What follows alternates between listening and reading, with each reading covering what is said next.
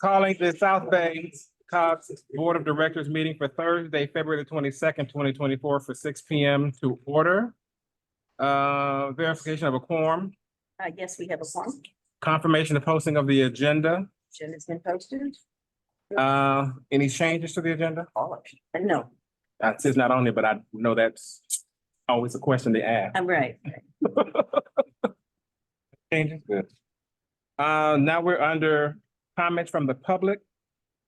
Before we start the process, wanting to let the public understand that the items that I'm hearing or seeing on the speaker sheets regarding the C line has been addressed by this body as regard to, we understand that we support the idea that we do know there a metro line to some degree has to be possibly built, but we are not taking a position and we're putting all of that onto Metro at their level to actually put together their process of how they're going to move forward with the installation of a C line in the area. With that being said, those that are here speaking on the C line will be receiving 1 minute to speak.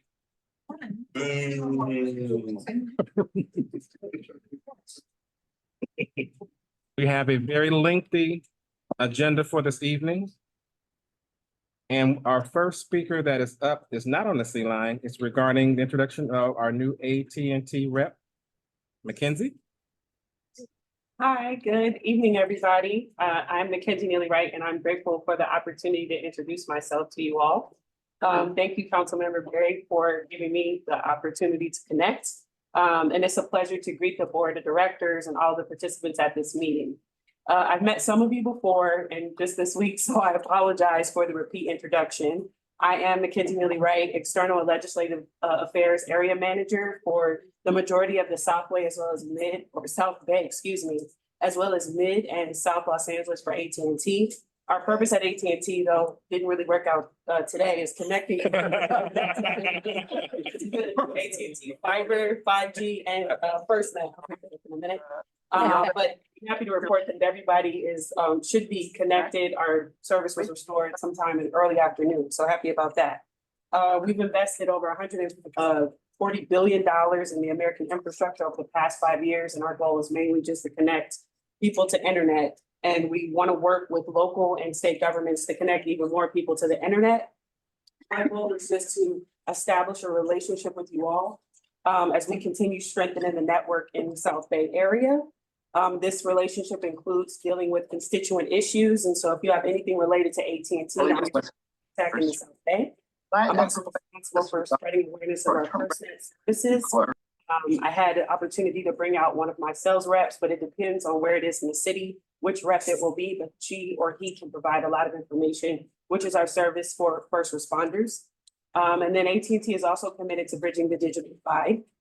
So I look for opportunities to partner with the city for community events to talk about our services, especially our low-income service access for low-income families to be connected to the internet affordably, and also hosting digital literacy workshops on things like cybersecurity, email, and internet basics.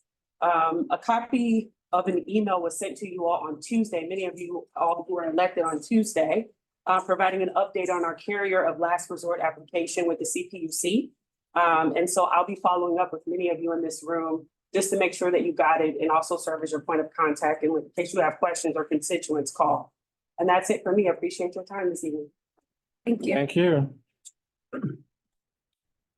First up on C line, Matthew Lewis. Hello, I'm Matt Lewis. I live in North Redondo, and I'm here today to actually urge you to actually take a position and to support the Hawthorne route for the C line extension. You still can. I'm a policy research by trade. I wanted to share that I did a little unbiased research to show that the Hawthorne route is a win-win-win for our communities of Lawndale, Lawndale, Redondo Beach, and Torrance. The Hawthorne route saves impacts on 1,006 fewer families in our neighborhoods of Lawndale, Redondo, and Torrance. That's 484 in Lawndale, 460 in Redondo, and 52 in Torrance. And of those 1,006 families, 300 are in senior housing that will be affected.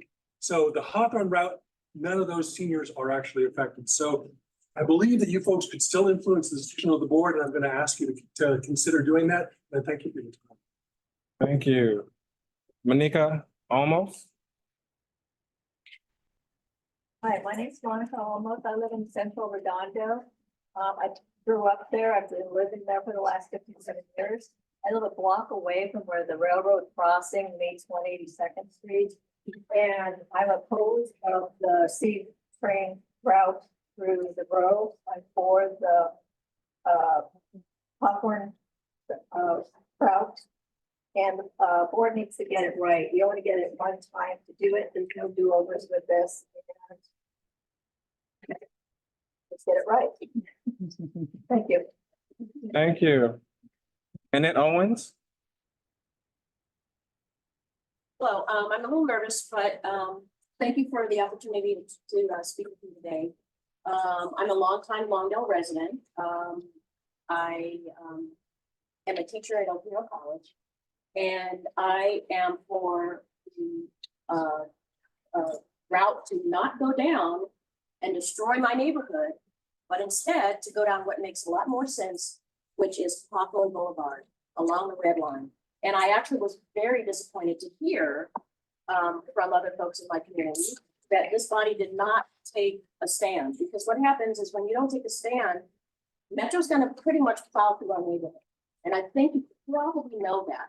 It's probably cheaper for them and more expedient, but the thing is they need to find the money and do it right the first time. Just some information about my community. Metro, first of all, Metro has basically said, because of equity and social justice concerns, it would not Your time is up. disadvantage areas anymore. Your time is up. Exactly what- Complete your thought. Your time is up. Thank you. Thank you. Holly Osborne? Holly Osborne, the engineer from Redondo Beach. Over the past year, we have presented numerous arguments against the road and for Hawthorne Boulevard for the Green Line extension. Regarding the road, there are equity justice reasons because the light rail would go through a disadvantaged residential neighborhood and destroy it. And you have said you will not do that anymore. There are environmental justice and climate change reasons because the route would get rid of one of the few remaining green spots in a park poor region. There are geological reasons because the soil in Redondo is subject to sinkholes. Who in California cannot understand these geological reasons after the events of the past couple weeks? And now I want to talk to everybody in PV.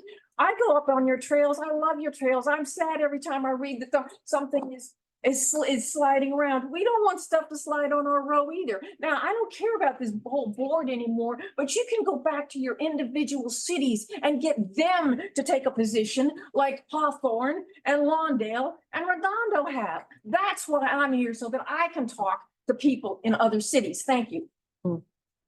Barry Ogle?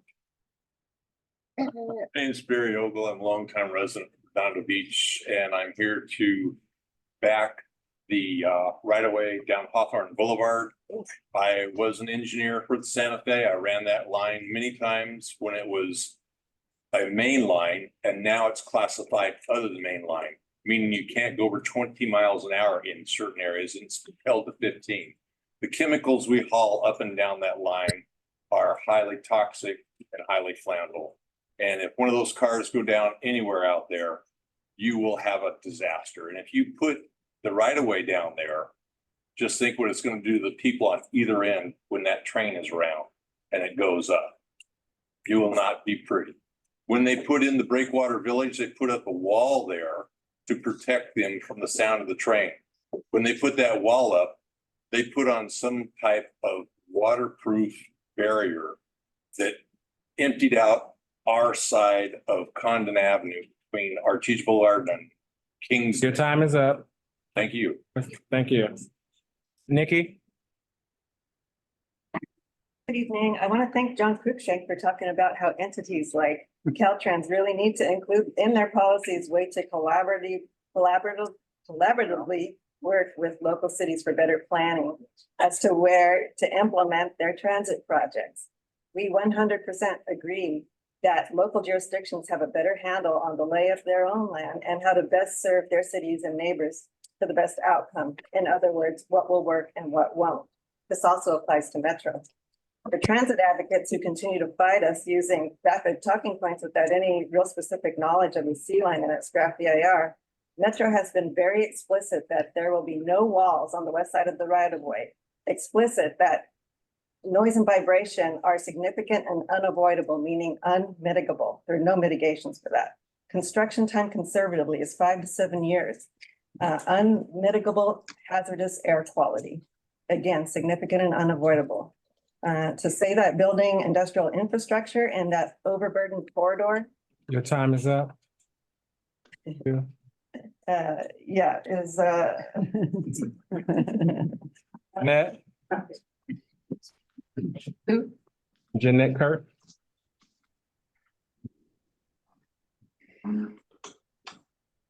Hi, my name is Jeanette Kurtz. I'm a property owner next to the row in District 3. My family have lived at the end of a quiet cul-de-sac on Fisk Court in Redondo Beach next to the row for over 45 years. The existing freight track is elevated 20 feet above our property. That is the picture of those tankers right above us. They're going to move those 12 to 15 feet closer. No supporting wall. If these derail, we're dead. Everyone for city blocks are dead.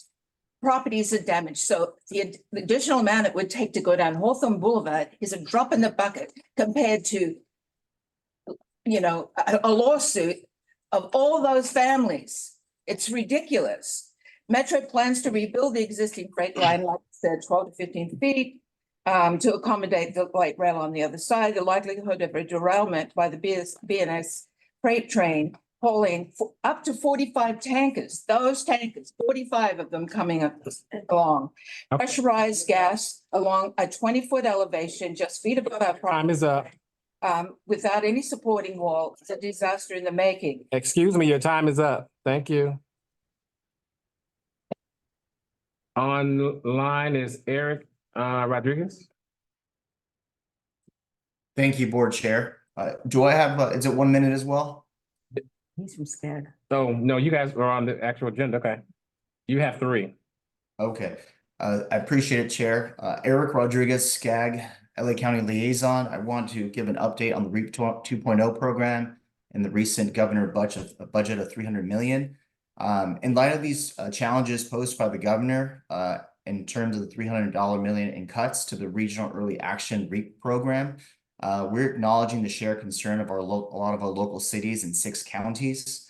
I just want to let you know that SCAG is advocating with our local legislators in the state budget process to preserve the REAP 2.0 program. We've partnered with our internal public affairs team to devise and create toolkits to support all of our local cities in mobilizing advocacy among your partners and organizations to ensure that REAP is kept through the funding in July. In this toolkit, and I can share with you in a link, and I can follow up with Jackie as well. We've created sample letter templates for your cities and counties to just add your agency letterhead to support and preserve that REAP 2.0 funding. And just to let the board know that SCAG was awarded, along with South Bay COG, about close to $600,000 towards the COG's commercial redevelopment and housing and your regional housing trusts goals. So with that, we want to make sure that those 2 funding programs are executed. So we put together some talking points, some newsletters, and along with some of the maps of where those REAP 2.0 projects are in the South Bay. So we're hoping that some of your cities here and your colleagues as well in different communities would help write advocacy letters to SCAG. We're hoping to have those in by March 6th. So if you can provide those to us, we really appreciate that. So far, we've received from 10 cities, so we're hoping to get at least 50 in total. So if there's any questions, I'm happy to take those right now, but I appreciate the time. For that information. Thanks. David, can you open it up so I can see everyone that's Got his hand up. yeah, I'm sure he's not the only one. It's more than one. Oh, okay. Alfred, you have 1 minute. Paragon, Alfred? Yes, sir. Thank you for your time and board. Thank you for allowing me to speak. My name is Alfred Torgano. I live in the great city of Los Angeles and born and raised in Inglewood. And I just want to speak to the ITC Joint Power Authority effort to build an Inglewood Transit Connector. This project is important for our region. And we just call in support of this first and last mile project that will help bring more tourists and families to transit throughout our neighborhood. You know, I think this is something that we can use. And so this is the type of solution we need. And I want to thank the board members for championing this project. I'll yield the rest of my time. Thank you. Thank you, Alfred. And I think we have our last person here is Michael Kim. I'd just like to bring up, first of all, my concerns with Palos Verdes and the landslides and things like that. That was totally unanticipated, unknown. I'm in the call meeting. The weather changing and things like that. We're getting these storms that are moving the earth.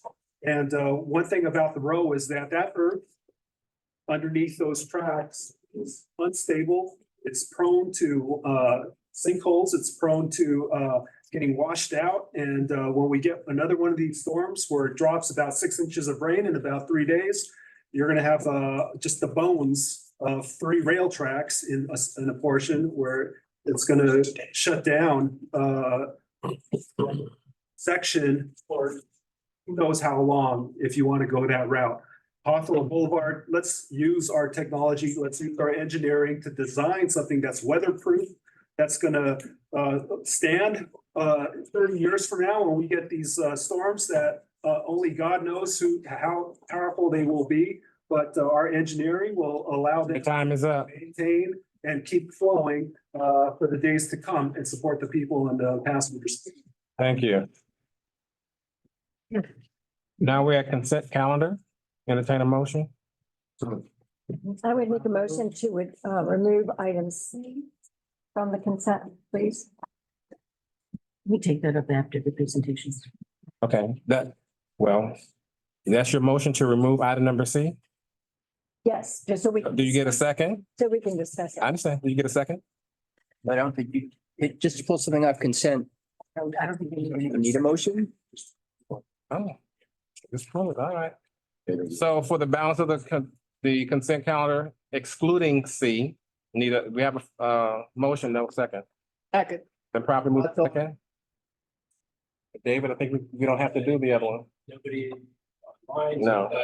Any opposition to approving consent calendar except for items? Extensions. We'll bring that up after we do our presentations. We have election navigation and the impact of the artificial intelligence. We have the registered recorder from the county, Dean Logan, along with the assistant, Amin Bular, both here for presentations. The floor is yours. While they're walking up to the podium, and they have a presentation, I was really delighted that Dean Logan and Amir could be here today because they are experts in the field. Los Angeles County is an extremely important part of the national system when it comes to elections. And I thought it would be really helpful to hear what's going on as how we're going to be handling AI and a lot of the potential dangers that are coming up in this next election. So we're delighted to have you both here and take it away. Great, thank you so much. Good evening. I'm Dean Logan. I'm the Registrar Recorder County Clerk. It's a pleasure to be here. Always appreciate hearing from Jackie. We typically work with Jackie in her capacity as one of the commissioners of the county's Quality and Productivity Commission, and she's been a great champion for a number of initiatives that our department has participated in. This particular topic is timely. We're 13 days out from, or 12 days out from Election Day for our statewide presidential primary election. And we're in a new era of threats and security when it comes to elections. When I started as an election administrator, I won't tell you how many years ago, but too many years ago, security was about physical security. It was about making sure that we had transparency and people in the room who provided checks and balances. Today, in this country, election security means that we also have to have on our teams cybersecurity experts who are trying to detect intrusions into our networks of our database of registered voters. We have to have about suspicious substances coming in and vote by mail ballots. So we now have trained canine units who are checking the vote by mail ballots when they come into our facilities. And that's unfortunately just the reality that we operate in. Many of those, I only bring that up to get to the topic of the evening, but I bring that up to say that a lot of those things are really intended, or we believe are intended, to be disruptive of the elections process, not necessarily to specifically manipulate a vote total or anything else, but simply to disrupt the process. The idea that if an envelope comes in with a suspicious substance and that shuts down ballot processing, then that means we don't have election results, or we don't have the ability to demonstrate that everybody's ballot was counted. So it is a new era.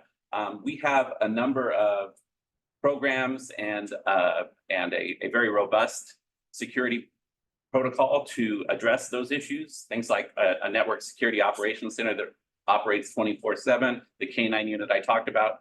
But I think the other thing that's really affecting elections in the country right now is the proliferation of mis and disinformation. And in many respects, we can talk about cybersecurity, we can talk about physical security, we can talk about procedural security, all very important. But those, in many respects, are things that we can address through proper protocols and through proper expertise. Mis and disinformation, in some respects, is far more dangerous because it spreads so quickly, and we don't have the ability to respond or change it. Once it's out there, it's hard to reel it back. And now what we're seeing, and I really want to recognize and acknowledge your plan to have the General Assembly on this topic in March, is the impact of the combination of mis and disinformation and the use of artificial intelligence. And we're seeing that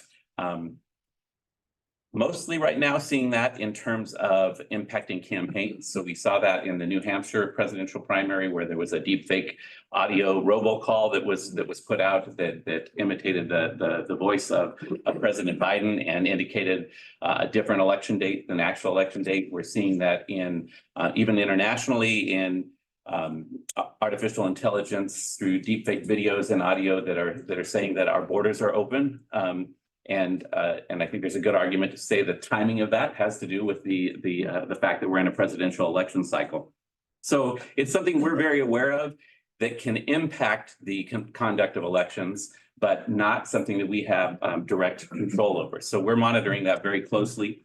Amin Buller, our CIO, and I had the opportunity to go last month to a summit at Columbia University that was a data collection effort specifically about the potential of artificial intelligence disrupting elections in the United States. And it was a hands-on workshop where we sat at tables and we used some of these large learning models, these applications like ChatGPT and others, and we fed questions about elections into these systems. And then the data collection was, we were to rate the answers that were coming out of the models for accuracy, whether it was deceptive, whether it was harmful, whether it was incomplete or out of context. And it was a fascinating process for me, and Amin will probably talk about this a little bit more, but you can immediately, when you go through that process, you can see the appeal of it, right? The conversational nature, the ease of just going to your personal device and saying, hey, can I trust elections in LA County? Or can you register to vote on election day in California? Questions that are, that would be reasonable questions for voters to ask or potential voters to ask. And in many respects, there were nuggets of really good information in the responses. But what was concerning was how quickly the answers would evolve into editorial comments that have been collected from different places, subjective information, and quickly became very deceptive, or simply lacked the context to tell you what it meant. So we know that those applications are being used. We understand the appeal of them. We know that we can't make them go away, but I think what we're committed to in our department, as well as with our colleagues across the nation, is trying to figure out how do we best educate the public on where they can get trusted information about the elections process, where they can validate the information that they're getting off of these models, and behind the scenes, how can we work with the companies and the technology innovators that are putting these together to find ways to make sure that we're increasing the accuracy and the legitimacy of that information that is being used. So Amin is going to walk you through a slide deck to talk a little bit about what we've observed and how that process works. He is always a good balance for me, because we also, in an operation our size, in a county like this where we have 5.7 million registered voters, and all of those operations I talked about, we actually use artificial intelligence in our operations, and we use it effectively, and it actually aids us in doing the work we're doing. So we want to be cautious and balanced in our response to it here in LA County, that there is value to the technology and to implementing it in a positive direction, but also to be cautious and careful in how we do that, and make sure that we are a voice for the electorate and making sure that they get accurate and complete information. So I'll turn it over to Amin, and he will get into a little bit more detail. Absolutely. Thank you. Thanks a lot, Dean. Next slide, please. So before I jump into the presentation, just wanted to give you a context of LA County's Registrar Recorder. Our office deals with scale. We're just dealing with large volume, 5.7 million voters, one of the largest document repositories of the vital records. So just wanted to give you a context that it's pretty complex operations. Next slide, please. Artificial intelligence. Before we dive deeper into it, just want to give a context that artificial intelligence is the ability for machines to start thinking. And I think there are all sorts of information out there. What do you mean by thinking? The way it works is you just feed the computers lots and lots of data points and let it then connect the dots and start predicting what's going to happen. So for example, when you're speaking, or the artificial intelligence computer is planning to answer you, it can predict what word or how to complete the sentence. My wife can do that. Artificial intelligence is everywhere. So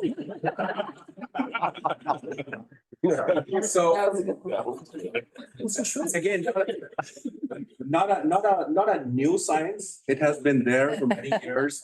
It's just becoming consumerized. It's now in the hands of consumers, the end users, vast amount of public. Different approaches. Machine learning is a very common approach. People who are in technology can relate to that. Another key point where artificial intelligence can be used is natural language processing. What I mean by that is it can understand natural language, which was not possible in the past. The computers used to be dumb terminals. You just ask it to do something, it used to do it. Now it can interpret what you're trying to say. So there are unique things in our language that only humans so far could identify. Things like yes, yeah, There can be millions of combinations of how we interact with each other. Computers are now able to interpret the natural language, and it even goes to multiple languages and so forth. You'll see it in subsequent slides. Next slide, please. Another context here, you must have heard about large language models, LLMs.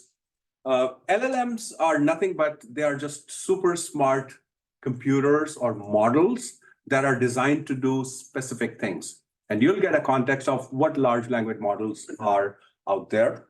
Next slide, please.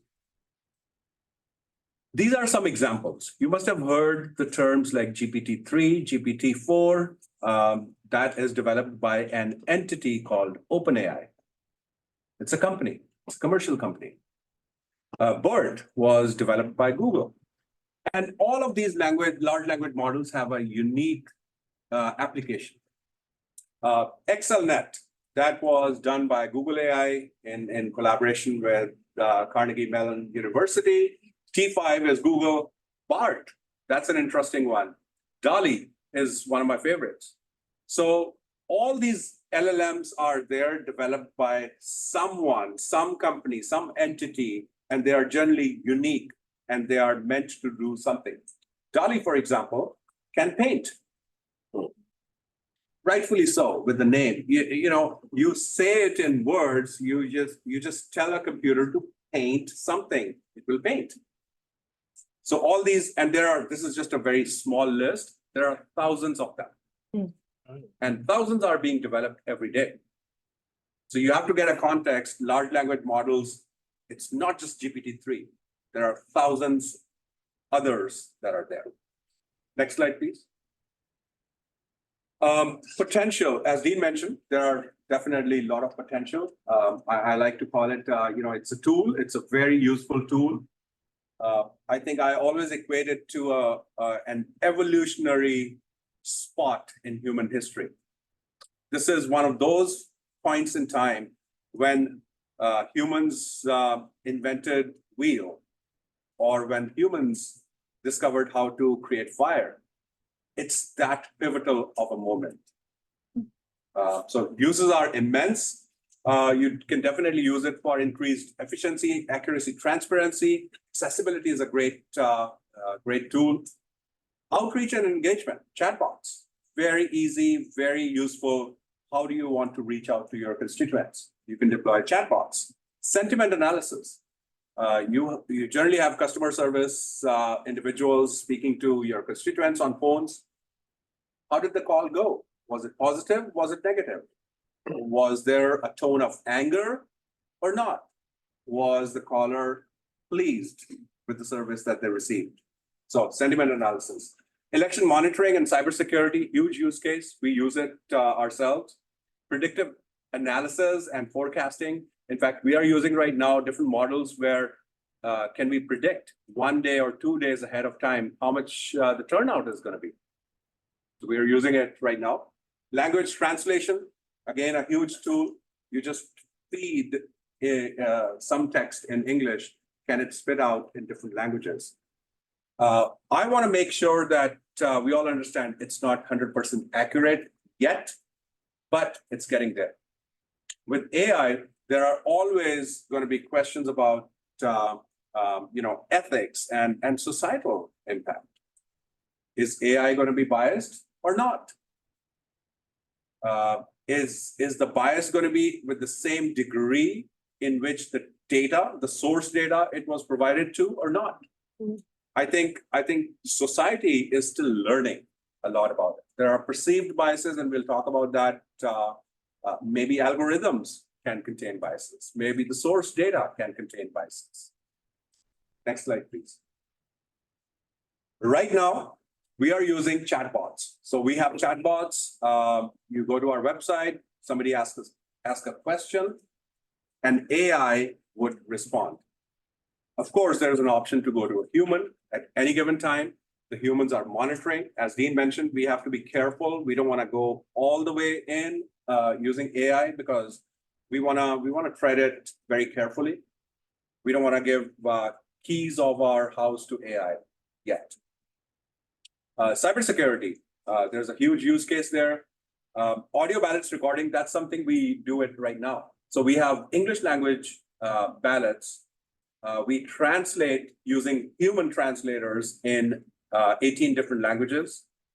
But we also have to record these ballots in audio for accessibility. To record and generate audio scripts, we use AI.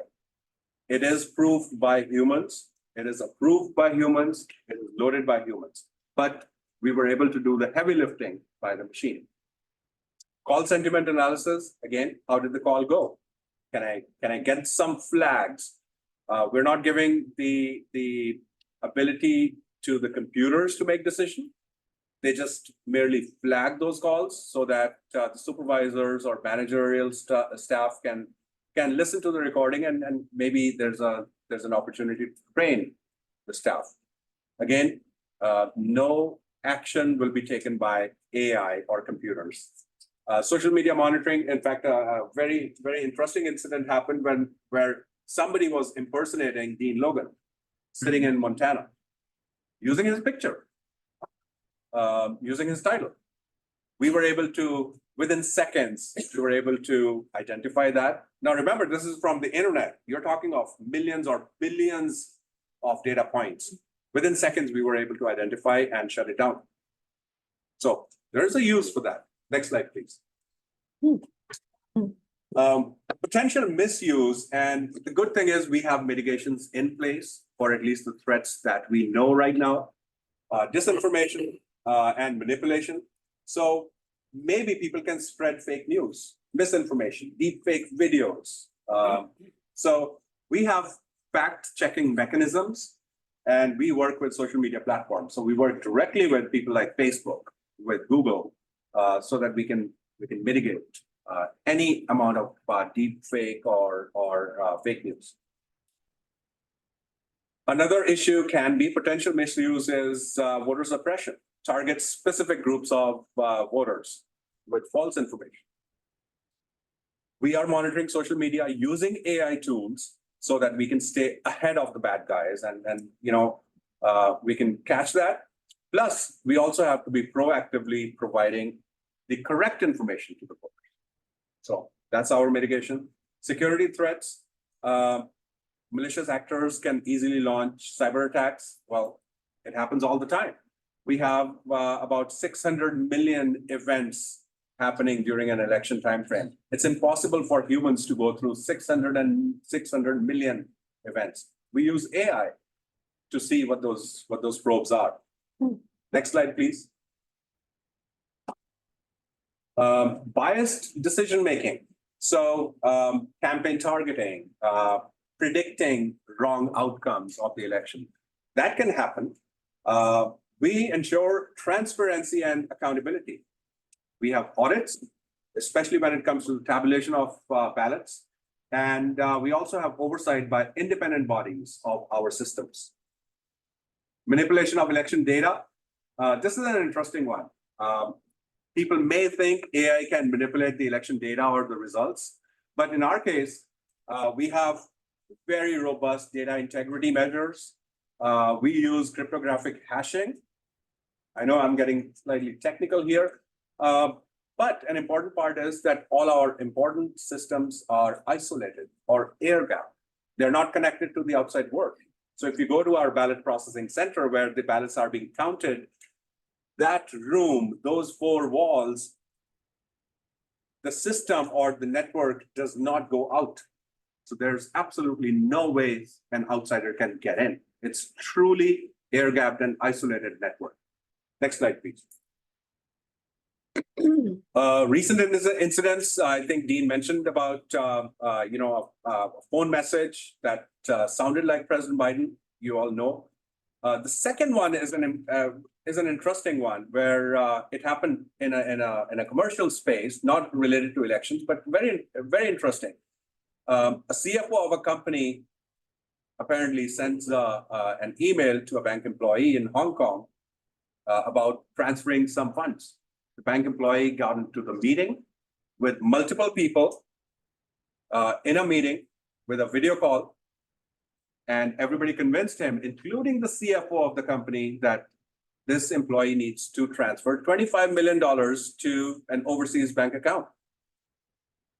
It so happened that other than that bank employee, everybody else was fake, computer generated. There you go.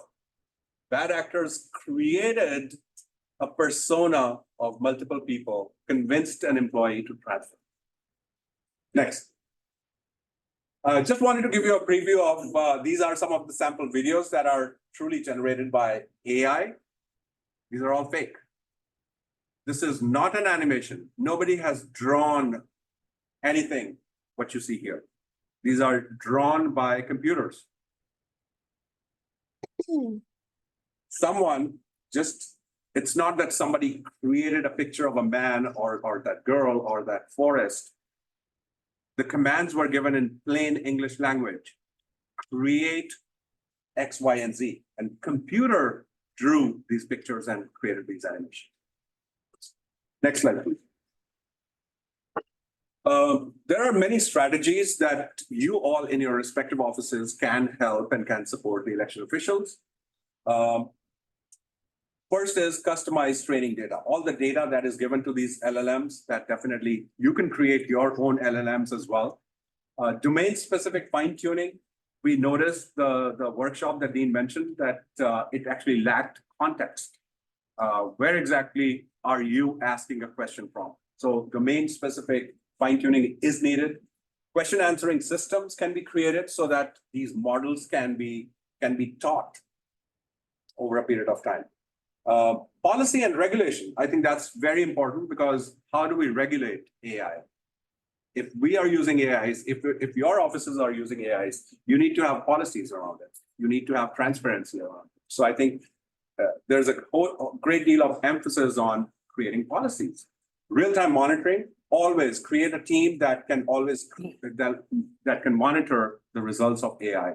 Multilingual support goes without saying that you can actually provide multilingual support to your constituents, accessibility features, security privacy measures. The next one is very, very interesting and very, very close to me. Collaborate with entities, be an influence, talk to, leverage your connections with the companies that own these LLMs so that you can help get these models better and better. Lastly, build your skill set. Have your dedicated teams in your IT departments, build your skill set. That's very, very important. More you delay, I think we're going to be further behind the curve, the way it's happening right now. So anyways, these are some of the strategies. That concludes my presentation. I hope this was relevant. Any question and answers? Any questions, my colleagues? Yes. In honesty, my name is John Cruikshank. I'm running for county supervisor. So of course, this is a huge deal for me. Where does your role begin and end? Like you were saying, you're finding the truth in terms of what's out there. It seems like you want to protect voter integrity, but does it get now into campaign integrity? And where does your role start and stop? Yeah, I think it's an important question. I appreciate that. I think right now, we're focused on the administration of the election. So being the trusted source of information about the mechanics, like where you vote, when you vote, what were the hours of voting. We know that misuse of artificial intelligence within campaigns can influence the sentiment voters might have in terms of their trust of the process. But with regard to actual campaigns, that's out of our domain. That's another area of regulation. I think where it spills into our area is like the example in New Hampshire, where it may be supported or paid for by a campaign, but it's telling people not to vote or telling them to vote on a date that's not the election date. And those are the types of things that we would red flag on that. That helps. Thank you. Thank you. I have a question. Hi. I saw your new center, right, that you guys just launched a few days ago. I look very impressive. I saw the canines, going around. The question to me is 2022, some, cities and county wait a whole month, for the result of the election. So how 2024 is going to be different from 2022? Yeah, so actually in reality in California, I know none of the election results are final until 30 days after the election. And that's because the California legislature has intentionally weighted our election laws to give voters every opportunity to cast a ballot. So that includes now that 80% plus of our turnout is usually through vote by mail ballots. That includes the ability to drop off that ballot at a ballot box up until 8 o'clock on election night, or many voters actually walk their vote by mail ballot into the vote centers where they could vote in person, but they're bringing a vote by mail ballot and dropping it there. Those all have to be processed after election day. So I think to your question, none of the results are final until the end of that period, because we also have to conduct audits of the vote count to make sure that everything was correct. I think where it gets frustrating is when there is a very close margin in a contest, and we're required to release new vote totals every other day. And so you end up seeing the contest flip-flop. So on Tuesday, somebody's ahead, on Friday, somebody else is ahead. Next Tuesday, it goes back and forth. And that's clearly frustrating if you're a candidate or somebody engaged in the campaign, and it's very frustrating for the media. But the laws are written in a way to ensure that we get every valid vote counted into those final. And that's not going to change for this election. So the dynamic you're talking about in 2022 will be true in 2024 as well. The question is whether or not we'll see contests with those close margins. The new center is going to process much faster than before, correct? Because before they do a lot of things manually. Yeah, I mean, so the processes are very automated, and so the tally process that Amin talked about, that's very fast, but we can only process what we have, right? So if we haven't received it from the US Postal Service, or it hasn't come from the 400 drop boxes throughout the county, that's the process that slows it down. Once we have the ballots, that process goes very quickly. Very quick. Thank you. Question. I misunderstood that one little remark. Ballot being walked in when they're voting by mail. Those ballots that are walked in that were being mailed in, but to a voting center, they're counted after all the other votes? Or is this for all the mail-in, they're counted after the people that go into a voting center?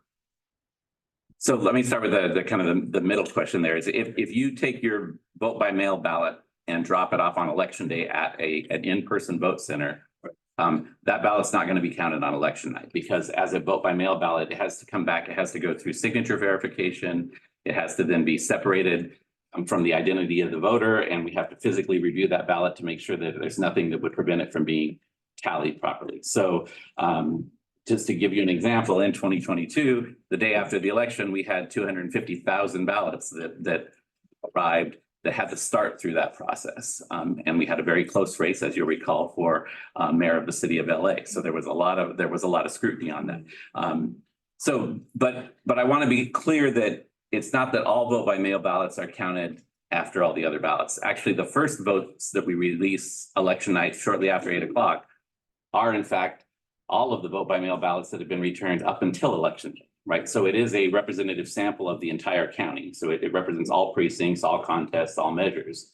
But then we count what's cast on election day at the vote centers. That's what we do throughout the night on election night. But then the next day we start with a whole new batch of vote by mail ballots that are still continuing to come in. Okay, thank you. Interesting. Personal question. So I broke my hand recently, and I worried about your signature. How precise does your signature need to be? Because when I write, it's in kindergarten. So I'm curious, like, does that mean I have to vote in person, or is there a way for me to still vote? No, it's a great question, and it's pertinent to this whole mis and disinformation thing, because people never believe me when I say this, but we legally are required to check the signature on every vote by mail ballot that comes back. And people all the time will tell us, so, well, there's no way you can do that you have millions of ballots. And actually we do, we do that. There's an automated signature verification process that they go through first. If that rejects the signature, then it goes to a manual check that's usually 3 layers of checks. In a situation like yours, there's a couple of options. One is, I always tell people the best reference signature for you is to look at your driver's license, because most of the registration in California now is coming through DMV. So if your signature matches or is similar to what's on your driver's license, you're probably going to be fine. If your signature doesn't match, though, we are required to proactively reach out to you and give you the opportunity to cure that. That's another part of that 30-day period, right? So we would send you a notice and tell you that you need to update your signature. If you know in advance, like in your situation, that the signature is not going to match, then I actually would advise you to go starting this weekend to an in-person vote center and vote in person.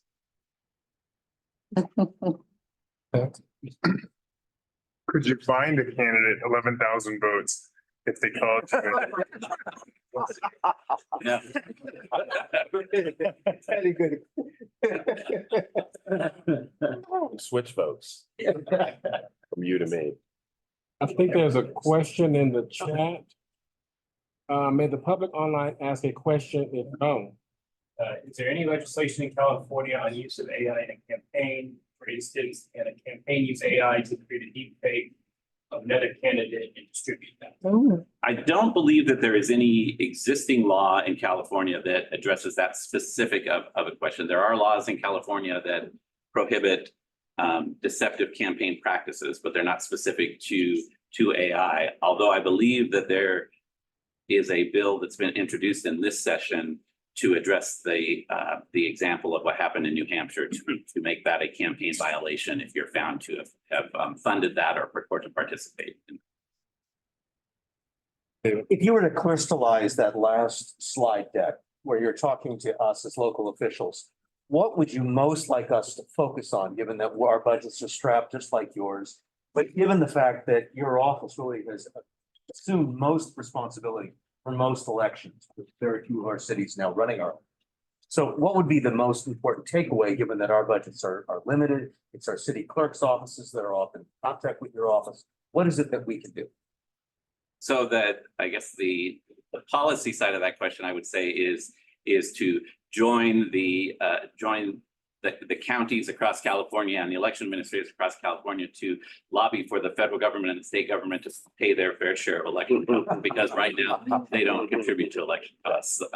It's all pushed down to the local level, even though we're on the same ballot with federal and state contests. So I would say from a policy level, that's what I would say. I think administratively, we work very closely with the city clerks to try and streamline the process, to get information out, to look for efficiencies. It is challenging and it's expensive. I mean, for instance, I would not have anticipated a year ago if one of your cities asked us for an estimate of what it's going to cost to put something on the March 5th ballot. I would not have anticipated that we would be paying a K-9 unit to have at our ballot processing center, but we have to protect the employees and we have to protect those ballots in order for them to be counted. So it's a challenge.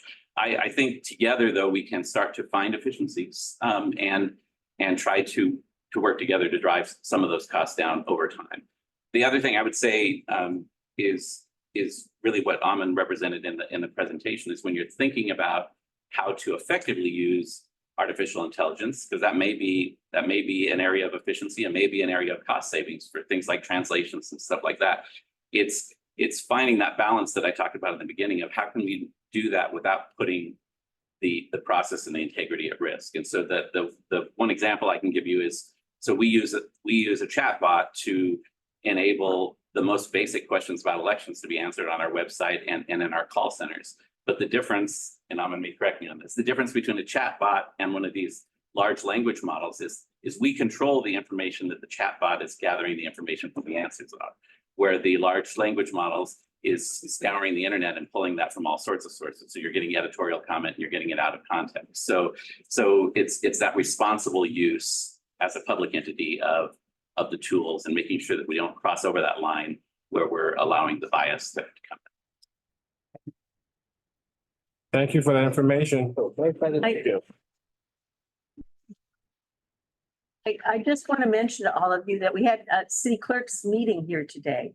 And we told them about this tonight, and we are taping it. We always tape the council meetings, the board meetings. And so we'll be sending this out probably to the city clerks, and on your board highlights that I send you, we'll be sending a link so that you can have this for your city.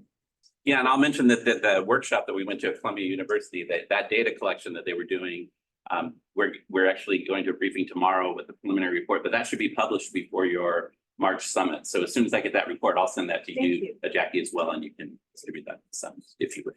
Thank you, guys. Thank you for the information. Yes. Make sure everybody have a good signature. Thank you. Thanks. And then Emily? Emily Finkel is our consultant on the Fair and Peers. And they're the people that did work on the local travel network. And one of the final products of her work with us at this point, unless we continue, is a local travel network playbook. She has a very brief presentation because we wanted to tell you about the tool that's been created for your city as you're looking at signage, streets, everything in your city that might help coordinate with the local travel network and how you can do it in your city. Emily is a transportation and planning engineer and has done dozens of active transportation projects.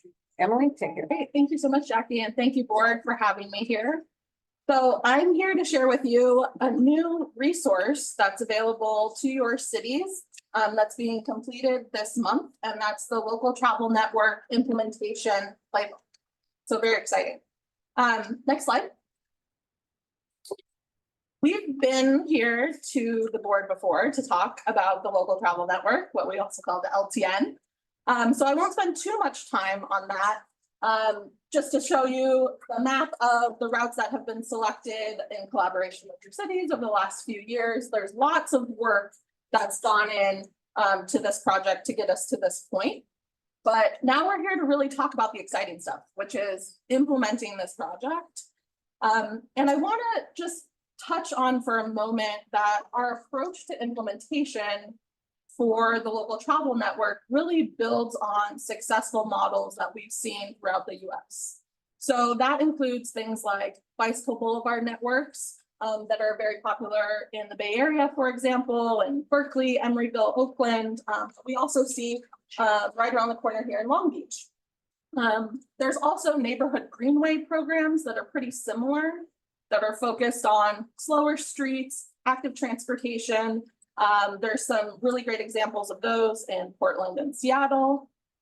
There's the COVID era slow streets or healthy streets programs that a lot of cities did. And then there's also communities throughout the US, including a few in California, that are really focused on neighborhood electric vehicle or golf cart transportation options. And so we're really sort of bringing all of those ideas together here when we're talking about implementing the LTN. Next slide.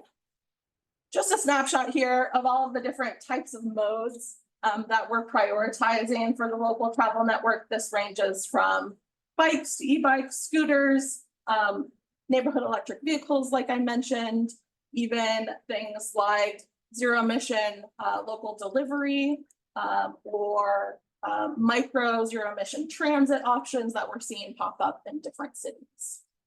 Next slide. Okay, so why is the LTN important?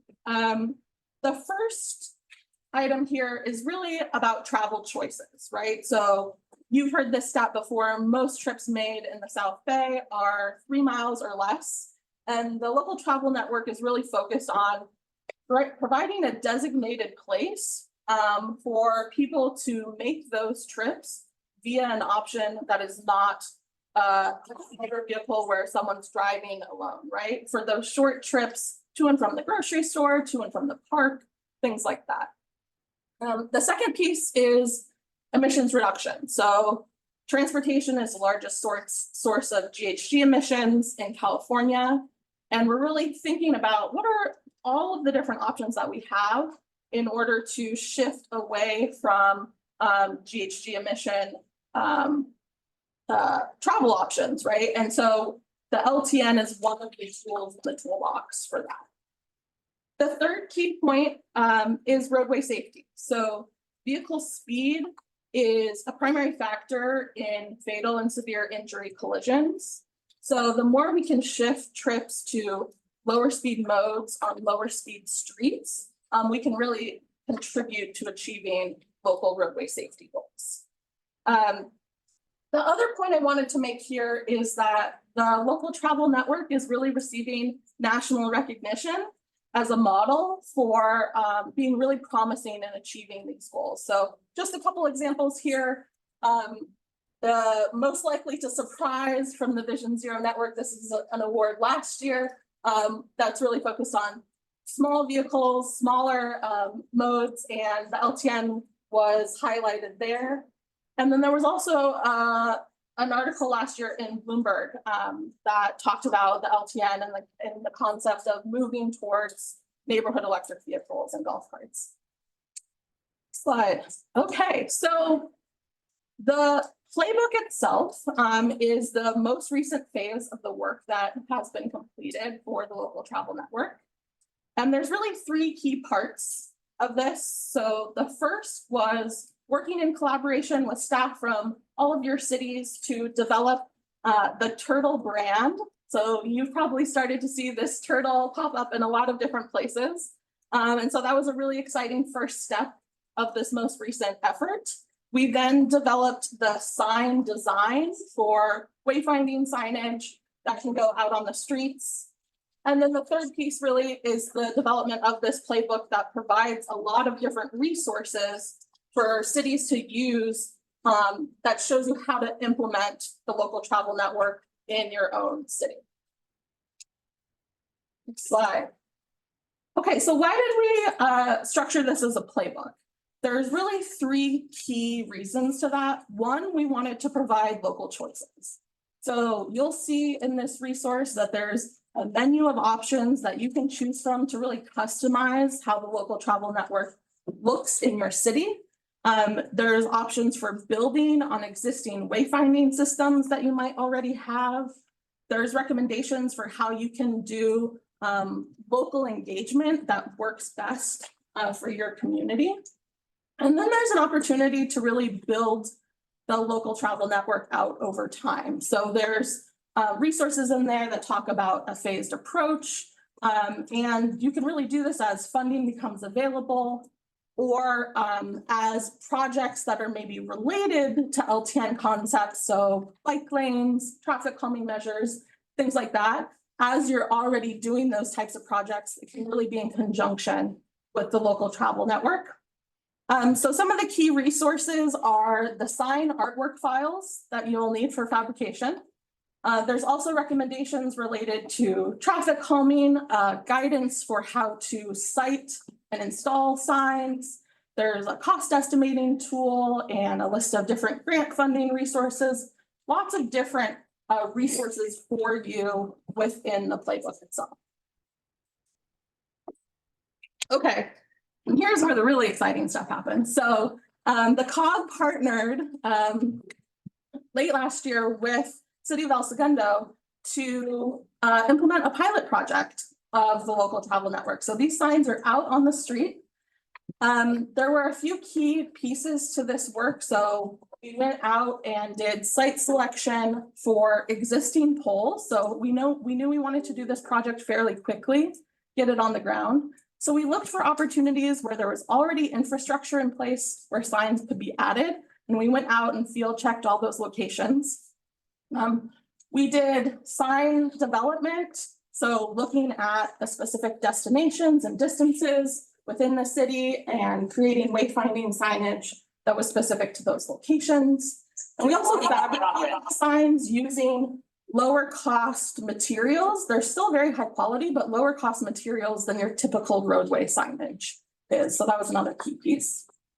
The city also implemented priority parking for both neighborhood electric vehicles and for bikes along the LTN routes at specific public facilities. So at City Hall, parks, libraries, things like that.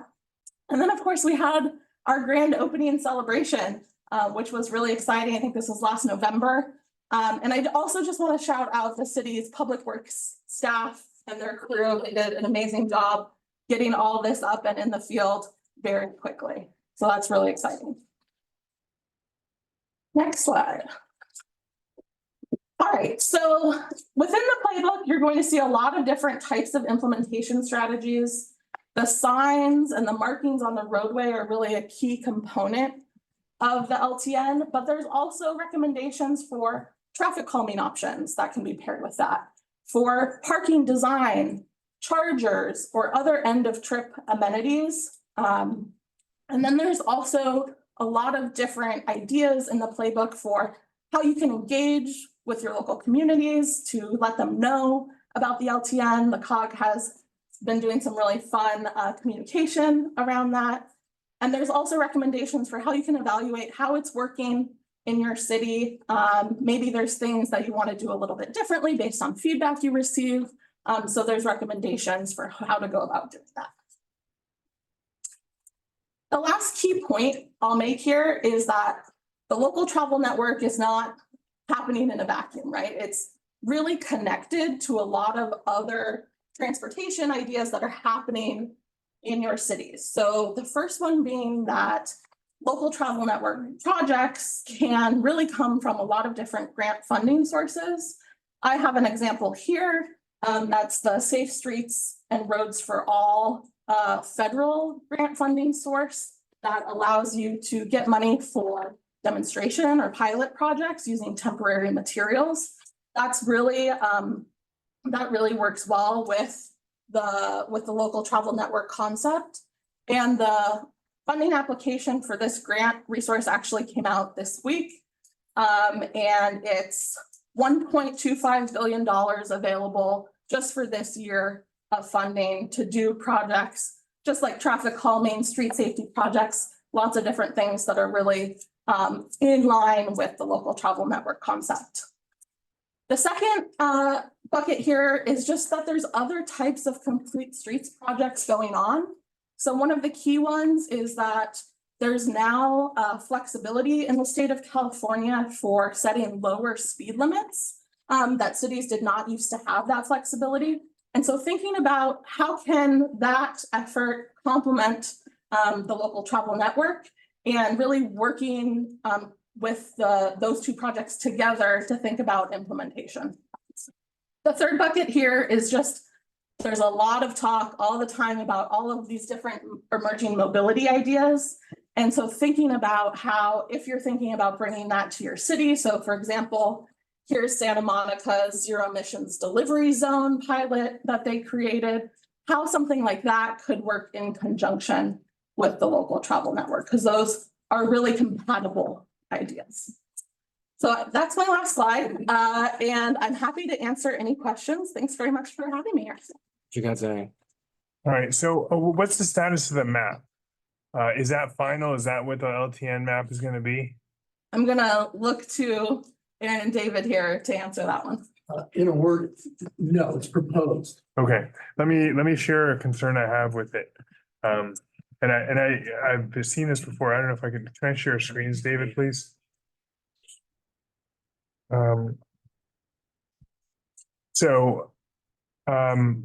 Public Works had shown this to us probably a year ago or 2 years ago, and I expressed this concern there.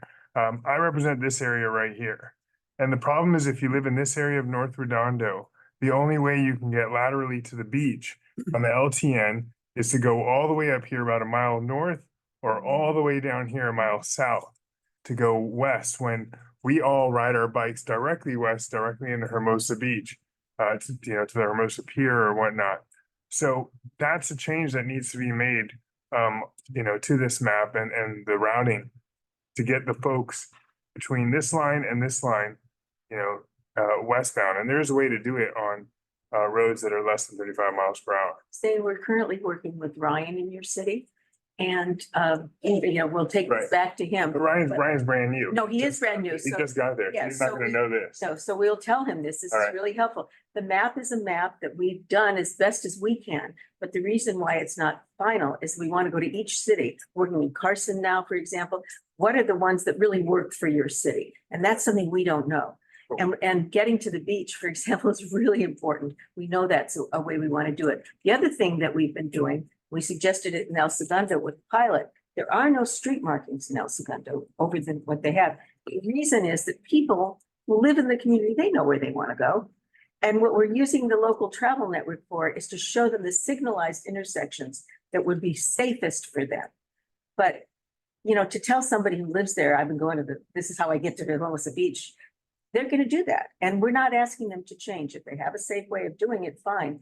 But if they want to know where the signalized intersections are to cross PCH or something like that, that's what we're using. Sure. And I'll say that we do favor putting up signs of where to go and so on and so forth, because the roads get a little funky as you get, over towards Hermosa.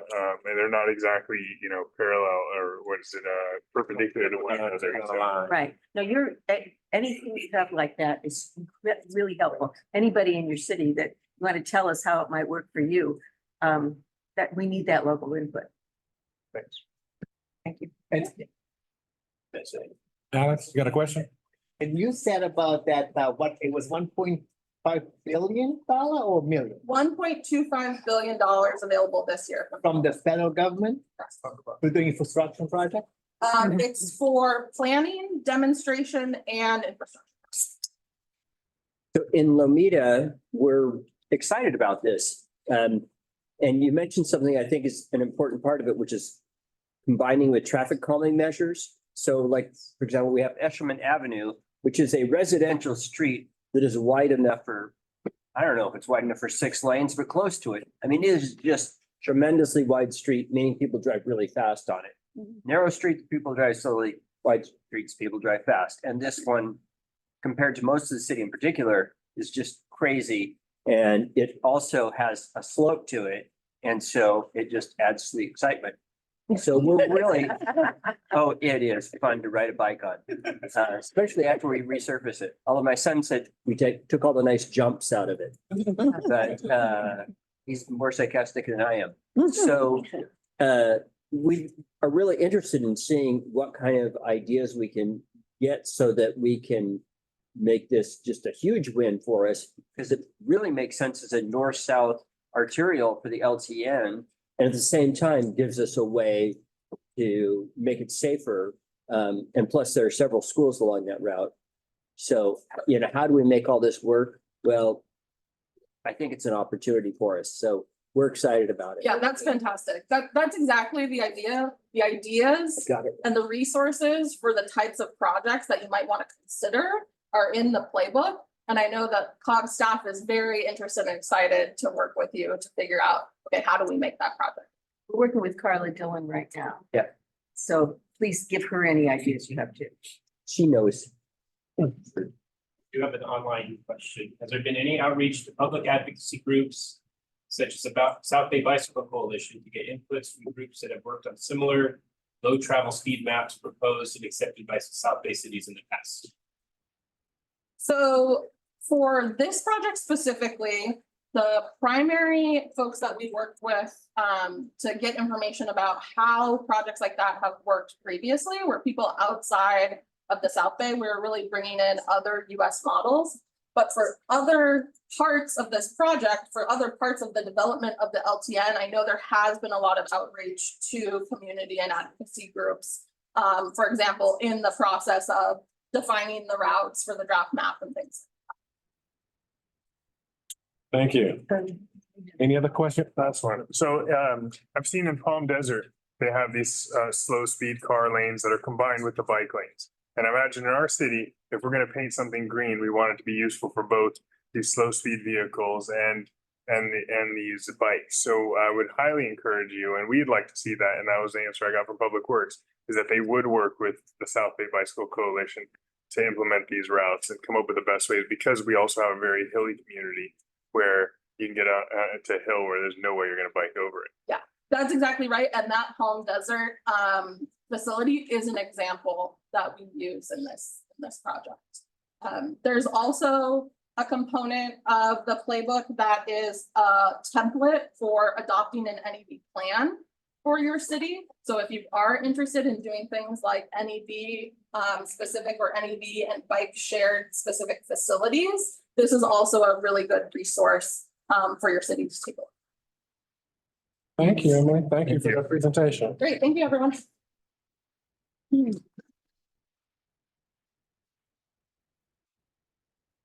Back to our consent item number C, dues. Jackie?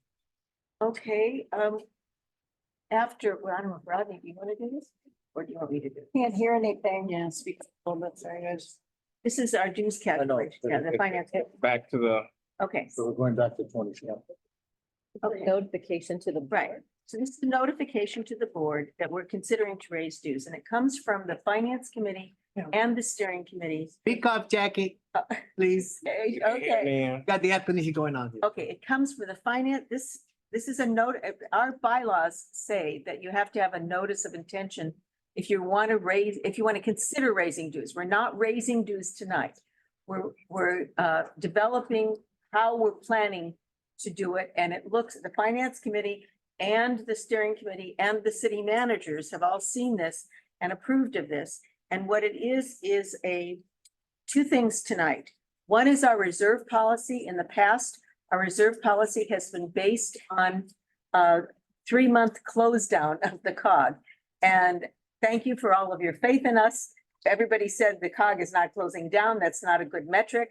And so we're changing it to 3 months of operations of the COG. And right now we have the reserves that we are holding dedicated are more than that. We will keep that. And so there will be no change in the amount we're holding, but we're changing what the basis is for our reserve policy with your agreement tonight. Second thing is the dues calculation. For the last several years, we've looked at the formula.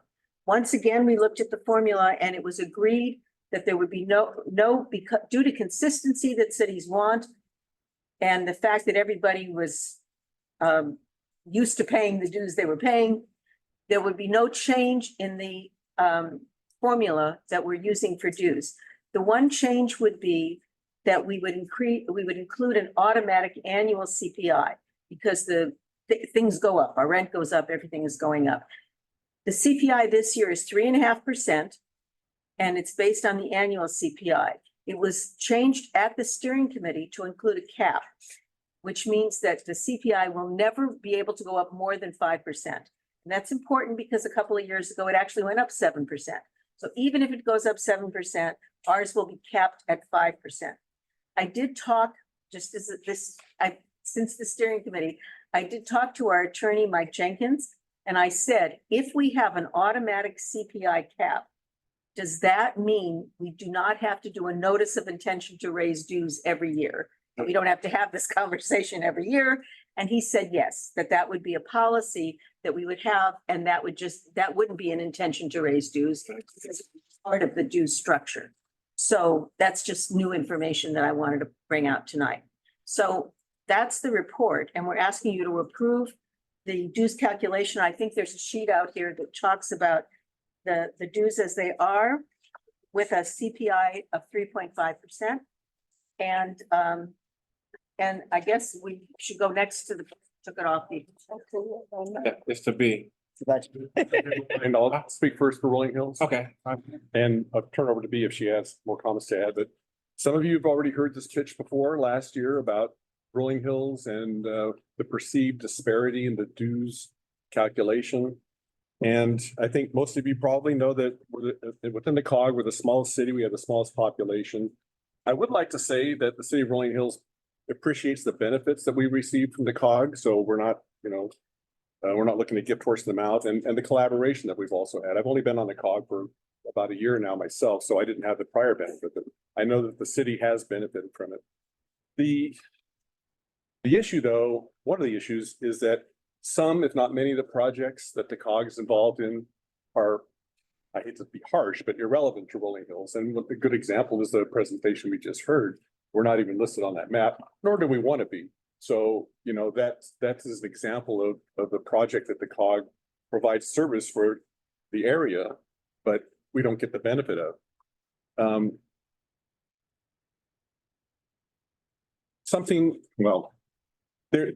I have a document here called South Bay Cities Council of Governments Finance Committee and Recommendations of Steering Committee. And in it, it references the current dues that Rolling Hills is paying, which is about $4,500, and it would increase to about $8,000, almost doubling our dues if this motion passes. And it references if Rolling Hills dues are reduced, the reduction should be offset by spreading the loss of funds among the other cities so as to not negatively impact the COG budget. So in other words, if you don't grant a reduction in dues to Rolling Hills, the rest of you will have to make up the difference. I can tell you a little bit about our city council, and that is that there is a perception that we're being overcharged, and the value isn't there for our city. And I can't speak for our council specifically, but I can tell you that the general sentiment is that if our dues go up to the proposed amount, it probably we'll vote against staying with the COG. What that means is you're still going to have to make up the difference because we won't be part of it. You won't get any part of our revenue. So, I just want to bring that to the attention of everybody here. The cost per resident in Rolling Hills is quite excessive compared to most cities, or many cities are well below I don't know the exact amount, $2 or $3 per resident in Rolling Hills, and it's less than $1 in many of your cities. So just wanted to bring that. Thank you. Okay, carrying on here. And so in accord with my colleague, Councilmember Pat Wilson, my position has been, I've been with the COG since 2013, representing our city. And it's always been an issue of fairness for me. And making sure that the dues adequately represent the value for every city, not just our city, in a proportional manner. So with the prior finance committee dues discussions, now I haven't been, I wasn't notified of the recent ones, but in the prior ones, there was statements regarding what this current formula that Jackie just said, everyone's comfortable with how that was calculated. And the information I received is that it was calculated based on some estimate of each entity's population size as it existed at that time, plus an estimate drawn from the city's operating budget. And there was discussion in the past that operating budgets can differ, that that's not a good methodology to use because different cities have put things in their operating budget differently or have reserve accounts or specially formulated accounts. And that would not be a good methodology. So I say that just to provide some historical background for maybe those who weren't in those prior dues conversations.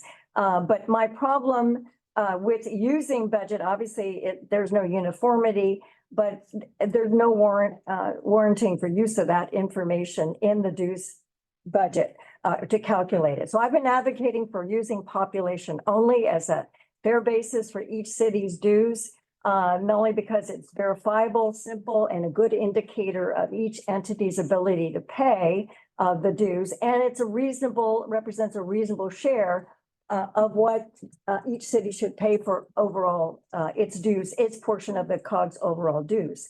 I would point out San Gabriel COG, which has been a COG that has been much touted within the COG as by staff as being a great run COG and so forth, that they do a lot of good things. Their budget is very, very high, and their dues, the portions they allocate for dues is much higher than ours. It's 876,960. Anyway, so it basically is essentially much less by 374,661 less than what we are allocating for the current year. And they do a formula that includes a base amount for cities, which in their case, they take, $5,000 before. Jackie and other staff had indicated that it should be a $3,000 base amount if they're going to do a base amount. For our COG, which has much fewer entities, they have 36 entities there, as opposed to ours at 18. That's counting they have 2 supervisor districts as well as we do. So they take the base amount plus 32 cents per capita or per resident, plus they have a percentage figure for their annual CPI adjustment. But the LA County entities are both charged. Now, according to this reference that we have from our COG, it looks like the County of LA is only being charged once for both supervisor districts, as they have a total amount for the county of $58,435. Whereas, in the San Gabriel COG, they end up charging each of the county supervisor districts $60,350.22. So again, the county can afford to pay. They each have a different vote here. And if that has skewed the numbers, then we need to reallocate that, because definitely we are ending up paying much more per resident than all the other cities here in the COG, because we only have 1,669 residents in our entire city. And so if we were to, and my understanding was from previously that because it was hard to estimate population and the budget for the county entities and the LA City entities, that the COG would use what they charge for Torrance City, the largest city in our COG, and apply that. But that appears to be based on what is charged in the proposed dues, only what the COG is doing for the city of Los Angeles, but they are charging the whole county of Los Angeles only slightly higher than that by a little over $1,000 more per year for both both districts put together. So I do think that there needs to be, and what I'm asking is that because we don't have to approve a budget and the dues until it's April or May at the latest, that we do a redress of this and try to look for a formula that would be fair for everybody. If we did population, I'm telling you, there's many cities here, most of them, in fact, that would be less. If we in fact charged, as I had understood they're doing, the County of Los Angeles, each district, the same amount that Torrance has, or alternatively, treat their population size based on the January 1st, 2023 Department Finance figures, which is the best, the most accurate benchmark for population. And so that's what I'm suggesting. I'm making a motion that we have a further discussion about this, so we can, in fact, talk about the formula, because the formula that exists now is based on some operating budget that existed from a prior years. And that has been carried forward all these years. And I don't know exactly what it was based on the specifics. And clearly it represents an earlier year's time, which doesn't have relevance now to many of our cities in terms of either the population or their budgets. And that would be my motion. The motion on the floor? Is to reconsider. I'm not sure I understood what was the motion. Motion is to have a further discussion of the finance committee to review the formula that is what was calculated in our formula and other COGs, what they do, so that we can come up with a formula that would be fair to other cities, all cities in our COG. I'm just saying with the motion on the floor, before we get into what's going to happen. What you're requesting was done. And I think at the onset, before we even put together the finance committee, we requested members of this board who would be on that finance committee to address the issues of the dues and to look at if the formula we have currently is not workable. I think we had a real robust discussion regarding that at the beginning of the onset of looking at our dues. And I think we've had at least 4 meetings. And even the city managers agreed that this was the best one. And the city managers have gone through the process. So that's where we've come to this point of having it on the agenda for today, because we've gone through the due diligence, we've gone through the background, we're making sure everyone knows that. But I think you came to maybe one of the meetings. I didn't come to any of this year. I was not You didn't come to any of the meetings? because I did not know Steering committee meetings? they were not. That's executive committee. This executive meetings, okay. So I'm just saying, I think that it's something where. But I just want to make sure, because you have a motion on the floor. Yes. Do I hear a second? It dies from a lack of a second, so that does not go forward. And we go back to the original question on the table for approving what has already been. It would be the. The 3.5, the base, the new CPI and the process of how. Reserve policy. And the reserve policy. Notice of intention. I move to approve. Been properly moved in second, David? And may I? So we've been down this road a lot.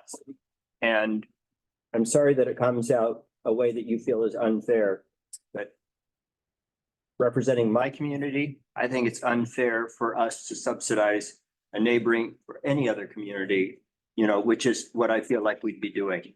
So I think that the formula we've come up with is fair. And so that's what I'm basing my decision on. The comment was made that it's a $4,000 increase. It's only a $4,000 increase because there was a reduction last time to 4,000 from what it was. So that's the only reason why it looks like it's from 48. A one-time reduction. It was a one-time reduction. Well, I mean, alternatively, I would move the prior suggestion that was made by Rolling Hills Estates, it was seconded by Lamita, that at the very most that we would, Rolling Hills would only have to pay 1,000 more than what the figure was last time. And then maybe ask for that vote, because I'm just saying, I mean, Lamita's share, if we just. That's your substitute motion, because there's already a motion on the floor, it's been second. Well, I understand, and that failed, so I'm making. No, we had. I meant yes, you're right. We already have a motion. And because of the. Yes, so but I'm hearing what you're saying. So you say you want to do a substitute motion based upon that? They make a substitute motion Yes, for the amount that we was suggested last time at the, it was a steering committee. Okay, that's substitute motion on the floor. Do I hear a second? It dies for lack of a second. Go back to the original motion. David, vote. Okay, let's just do roll call because I think that's probably. Yes. Yes, Carson, Yes. El Segundo, is not present, Gardina, Yes. Hawthorne, Yes. Bosa, Yes. Inglewood, Yes. Lawndale, present, Lamita, Yes. LA City is not present, Manhattan Beach, Yes. Palos Verdes Estates, Abstain. Rancho Palos Verdes, Yes. Redondo Beach, Yes. Rolling Hills, No. Rolling Hills Estates, present, Torrance, not present. SD two is not present, and SD four is not present. Okay, the motion passes. Okay. To the chair, Yes. for 24-25, can we check on this county about San Gabriel Valley charging the county for both by the first supervisor? Can we check on that? Yes. Yeah, thank you. Okay. We're sending. Next item on the agenda, mid-year budget. Okay, wanna do this? Yeah, actually, we have Laura. Laura, you ready? Yeah.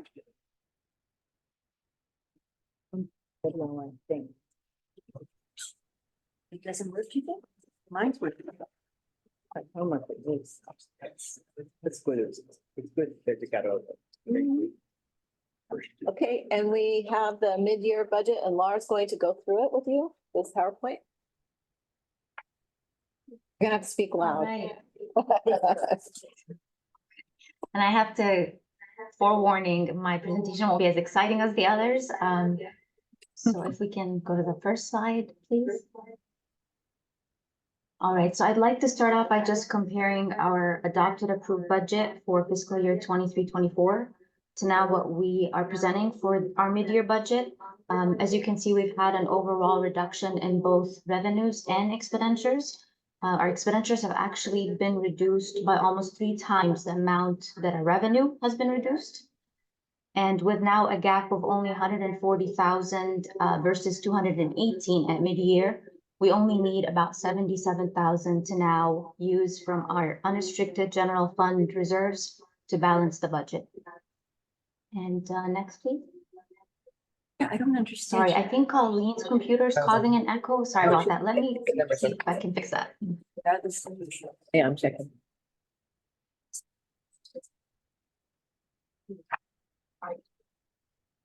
Is she all right? Yeah, she's just trying to fix that. Oh.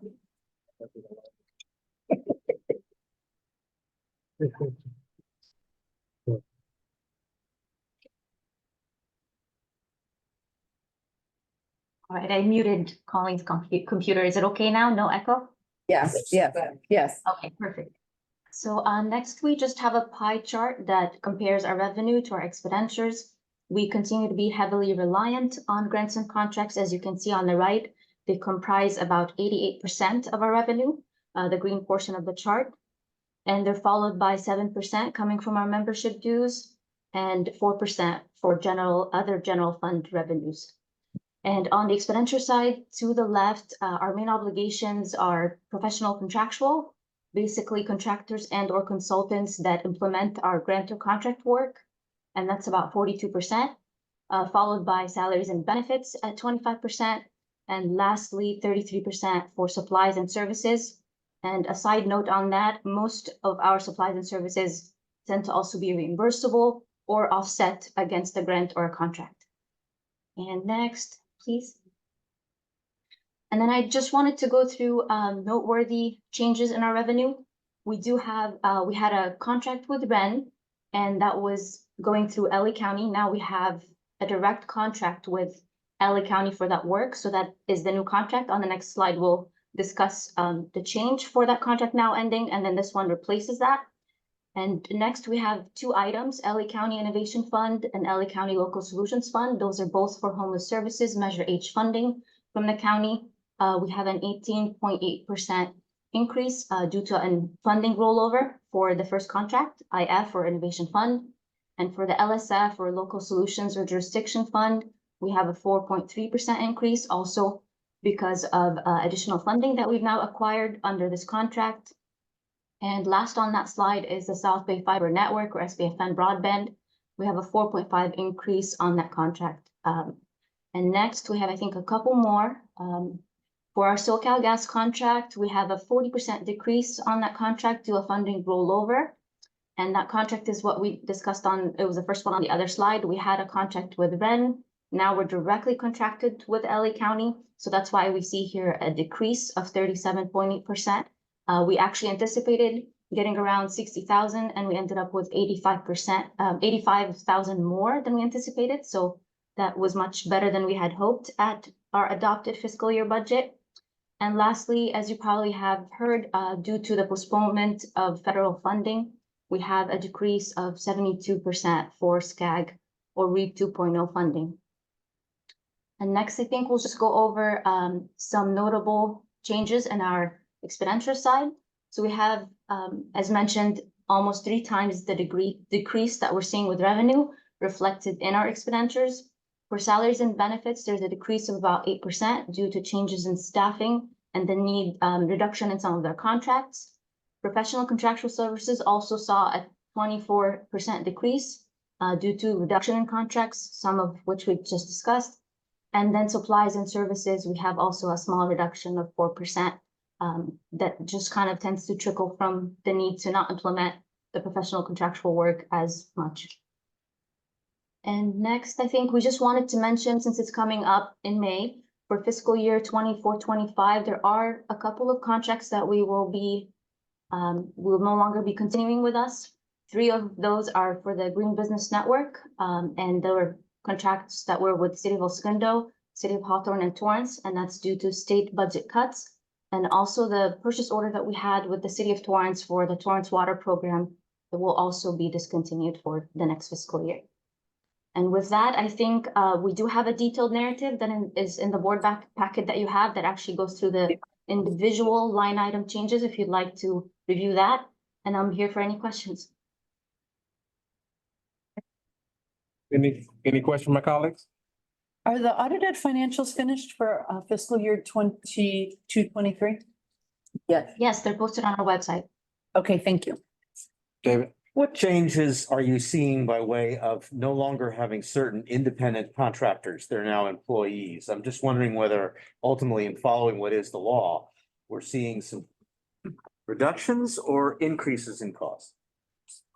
There's definitely increases in costs. Because these are fully burdened rates and that's what you explain. Yes. Thank you. Any other questions? There are other state laws that are setting salary minimums. And so each year we have to raise our salaries. And we're also seeing that a lot of our contracts are trying to cut administration, right, significantly, and that makes it difficult. Thank you. Entertain a motion to approve the mid-year budget report. The property money is second? Second. Oh, there you go. There you go. Nice and loud, Alex. Yeah. We couldn't hear it at first. What? The air conditioning's on. Setting a good example. Now the air conditioning's on. Okay, David. Let's project my teacher's. Motion to approve in the mid-year budget. Any abstentions? Motion passes. Thank you. Thank you. Next, legislative advocacy. Okay, we have, on page 81, we start the matrix and David, do you want to? There's three pieces of legislation. Yeah, the first one is AB 1588, which the board supported last year or last session. We're asking you to reaffirm your support. There were some amendments to it that were actually in favor of our positions. The minimum speed requirements were increased. This has to do with broadband. Yeah, broadband. And so we just, because there's been a change to the bill since you guys last saw it, we just are requesting reaffirmation of your support. AB 817 is a Brown Act bill that would allow broader use of teleconferencing for subsidiary bodies. We are recommending a support for that one. And the league is actually sponsoring that, so if there's any technical questions on. Jeff. Yeah. Get on tap right here. And then the last one is a federal bill, HR 6859. Oh, yeah. Which was sent our way by Gardena and Inglewood. It's got to do with granting recognition to the Gabrielina Tonga tribe. The concerns are that the way it does it is allows the tribe to take up to 300 acres of land in LA County, non-contiguous. So bits and pieces of cities throughout the county could be turned into tribal land, which would then allow them to build casinos. The costs of operations of services still lies on the cities. So the cities that have, those cities were very concerned with it. There's a federal process by which tribes are recognized that circumvents that. So they were recommending our board oppose that legislation. David, can I add to that? Another piece of that is not only do you lose the ability to regulate a casino on the site, but any land use. So, you know, you could have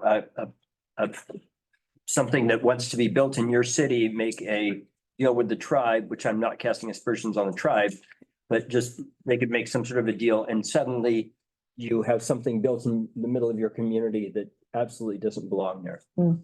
And they don't pay taxes. And they don't pay taxes. They don't pay tax. And it's sovereign land. I say that as somebody with Native American heritage, but anyway. So those are the three that we're recommending, two to support, one to oppose, and then the fourth would be the steering committee voted to monitor Proposition 1 on the March ballot. Yes. Okay, so the motion on that. Yes, we're done. So moved. Second. They're probably moving second, David.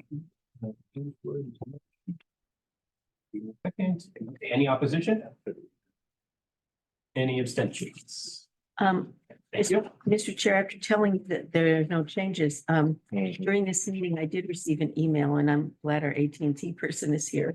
And maybe Jeff can help out with this as well. I got a letter from the Las Virgenes Malibu COG asking us to support opposition to AT&T's being landlines. And I know the league has been looking into this, and so I don't know if you want Jeff to say something about that. They're not doing that though, are they? I saw something where they said they're not gonna kill one. Well, Jeff. Well, she came and did a presentation for the city on Tuesday. So what I'm hearing, it is being killed. Yeah. But Jeff, you can go ahead. Well, I was just gonna say, it does not look like Cal Cities as the statewide organization is going to take this up. What our role is going to be is to inform you of all the cities that this is going on, to really scrutinize what's being presented. And we are currently in the LA County Division also looking at if we can take a position because a statewide organization is silent. We haven't heard back on that yet. So we are continuing to move through this process, but you'll certainly hear more on it from me in the coming days and weeks. So it's safe to say just keep monitoring at this point in time? Well, I would like, I've been interacting with Hidden Hills that is really concerned about this. I just want to give some backdrop for everybody. During the Woolsey fire, the only people that got emergency notifications were those people in the fire area that had landlines that were not connected to electricity, because landlines don't use electricity. So this is a public safety feature, and this representative from AT&T can back me up, that is something that in fire areas in particular, or any type of emergency where you're going to lose cell service and lose electricity, that's the only means of a communication. So that's why it's an important safety feature. Instead of ratcheting back, we need to actually increase the number of landlines. I realize it's not profitable for the companies, but this is a public safety issue for our residents. So I would urge us to take a position in support of the Las Virgenes COG position, which would be to oppose cutting off the landlines, which is what they're petitioning CPUC to do. That's your motion? That's my motion. I think we probably need a motion to add it to the. Yes, we do. I can't hear what Jackie's. You need to actually add this as an urgency item to changing the actual agenda, so I need that motion first. Okay, I'll make that motion then. I need a second. Second. Been properly moved in second. Who second that? Inglewood. Inglewood, okay. Any opposition? I have a question. Go ahead. It sure would be helpful to know, to be fully informed of what the arguments are, pro and con. And I may be abstaining or opposing, not necessarily because I have a strong position on the merits, but just because I welcome hearing both sides. Why 18 is exploring this, particularly as my own self. Hang on, this is just to put it on the agenda. Put it on the agenda. Thank you. Put it on the agenda. It's put on the agenda. We're not doing nothing else. Oh, it's on. Oh, damn. You're good, though. You're good. David, Okay, any opposition to adding it to the agenda? Any abstentions? Okay, so now on the agenda. now it's on the agenda. Now we can discussion. You want to hear from AT&T? I would like to hear from AT&T, yes. Okay. Are you ready? Oh, she was ready. She has Coming. just so you know, she has a lengthy and very thorough presentation. I have your, Should I go to the podium? yeah, go to the podium. What are your slides though? Fancy. Oh, I'm ready. You got your slides? Cause I saw it. Bring it on. Just stay ready so you don't have to keep. The Tuesday already did it for us and Carson. That's what I. That was really bad for her. Did you take a position? No, we haven't taken. In terms of transparency, so my name is Nora Gutierrez and I'm actually here with the PUC. So I have more information on the hearings regarding this proceeding. Okay. I'll be happy to share that with you guys. I'm new to the department since we third week, so I'll share the information on the proceeding regarding. But there is one question on the proceeding. When is it gonna happen? So I can tell you that. So there's hearings started this week, so there's in-person meetings up north every 22nd. In Southern California, we have March 14th, an in-person hearing at the Indio City Hall. And then there's a virtual on March 9th. Okay, I'm so, trying to get that information. so needed. yeah, please do, but I asked because it is urgent then. We have to do something at this meeting. Is there a deadline for the public comment? The deadline. I don't see a deadline on here, but it'll say like this March 19th, so I'm assuming I get all that for you. that's the last day. March 13th. I already do, because we had it already. That is the last hearing, correct? Yeah, that's the last hearing. Okay, thank you. I'll share that with you. All righty. Mackenzie? Okay. Wasn't quite prepared to do this, but I'm ready anyway. All right, so to answer the initial question, AT&T is not looking to end or eliminate landlines. That is not what this application for COLA relief is saying. It is simply saying that AT&T would like to not be obligated to provide landline or copper service in areas where there are alternatives in place. Now, let's take a step back. And so sorry that I have to do this again. In the 70s or so, AT&T was considered a monopoly and the federal government decided that they did not want monopolies and broke them up. And that is how those baby bells were created. We got around in the 70s to tell you all the details about how many baby bells they were. But we had Pac Bell, that's the one that I grew up with. Okay. South Bell. There was Bell South, Bell North, Bell East, all the bells. Okay, then the federal government then changed its tune. There were too many phone companies. Some couldn't offer long distance, some couldn't offer services. So they decided that only one person or one company entity would serve as a monopoly and that no one would be able to compete in their service areas or service territories. Okay, so that was fine. But then there was a later on additional regulation that took away that that monopoly or like destabilized or deregulated monopolies, which then allowed for people to come into their service territories and provide landline service. Now, let me also take a step back for a moment and say that when the government decided that AT&T would be a monopoly and that no one could compete against them, they put this carrier of last resort regulation on them so that they would have to be obligated to provide landline service. So now you deregulate monopolies and allow other people to come in. And that's exactly what starts to happen. So you have people that come in, say AT&T is offering landline service for $50. A competitor comes in at $45 and people go there and then the competitor stays around for a while. They realize how expensive it is to operate the copper network and they leave. But AT&T doesn't have the same opportunities to do that. And so what they've seen over the course of time is that our cell phones are getting better. They're becoming more and more reliable. There's less dependency on these copper lines. And over the last, I would say 15 years, there was 13 million people that were using them and it's down to less than 1,000. But the cost to maintain that network remains the same. And so that is the ask of our application is not, we're decommissioning landlines. That's not the ask. That's actually another process that goes through the FCC. What this application is simply asking for is that in areas where we have alternatives in place, we have competitors, we have fiber, so we have voice over IP, which still feels and is just the same as landlines. Can we get out of being the carrier of last resort? And if there is no other alternative, we will remain there until an alternative is made available. I know that there's a lot more questions, but I hope I gave some clarity. That was clear and good. Yeah. Thank you. Yes, ma'am. I mean, the VoIP or the voice over IP relies on electricity to power your internet, so your phone works, correct? It doesn't, so yes, it relies on electricity, but we have upgraded modems that will also have a backup generator or backup battery that can last for about 48 hours.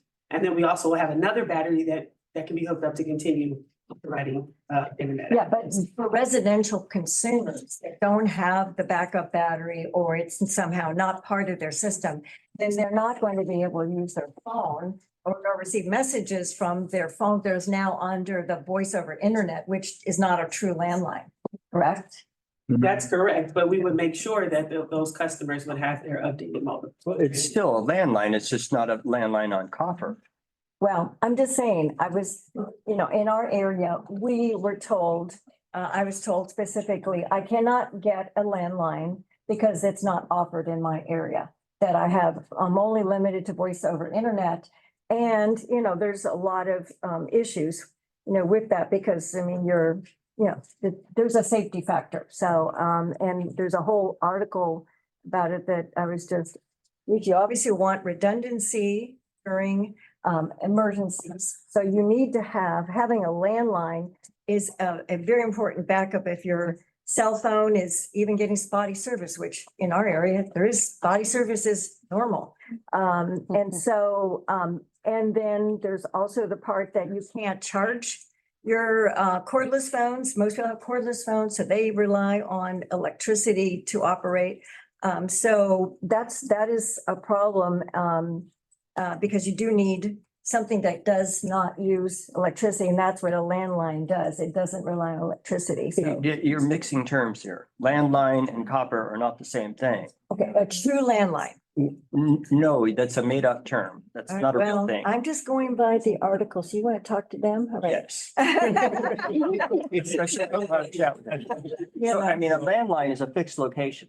All right, we're not going to argue about it, Barry, because you and I are friends, okay? So Well, but that's why we can argue. Okay. Right?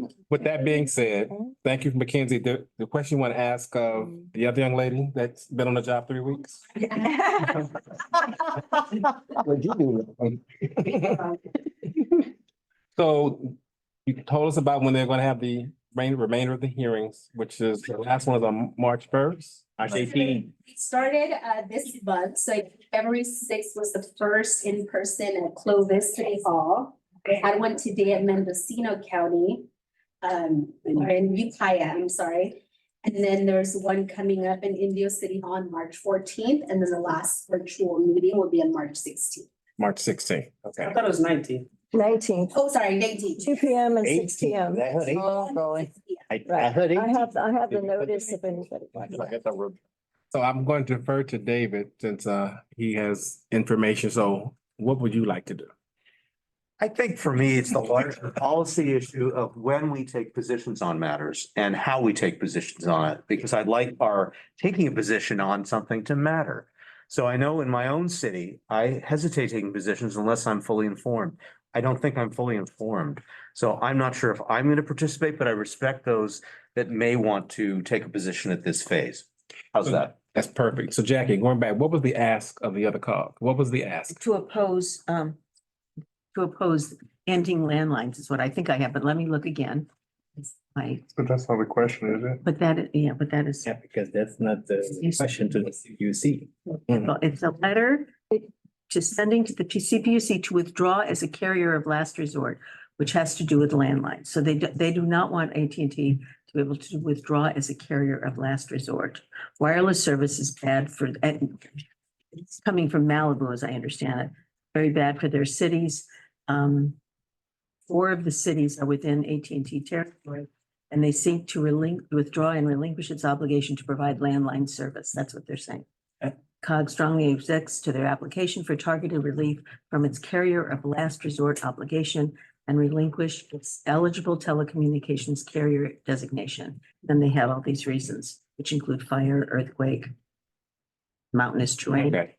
And it says neither is voice over internet protocol a reliable option, as power outages and internet connectivity would also be compromised in either an earthquake or a wildfire. Okay. So that's what they're.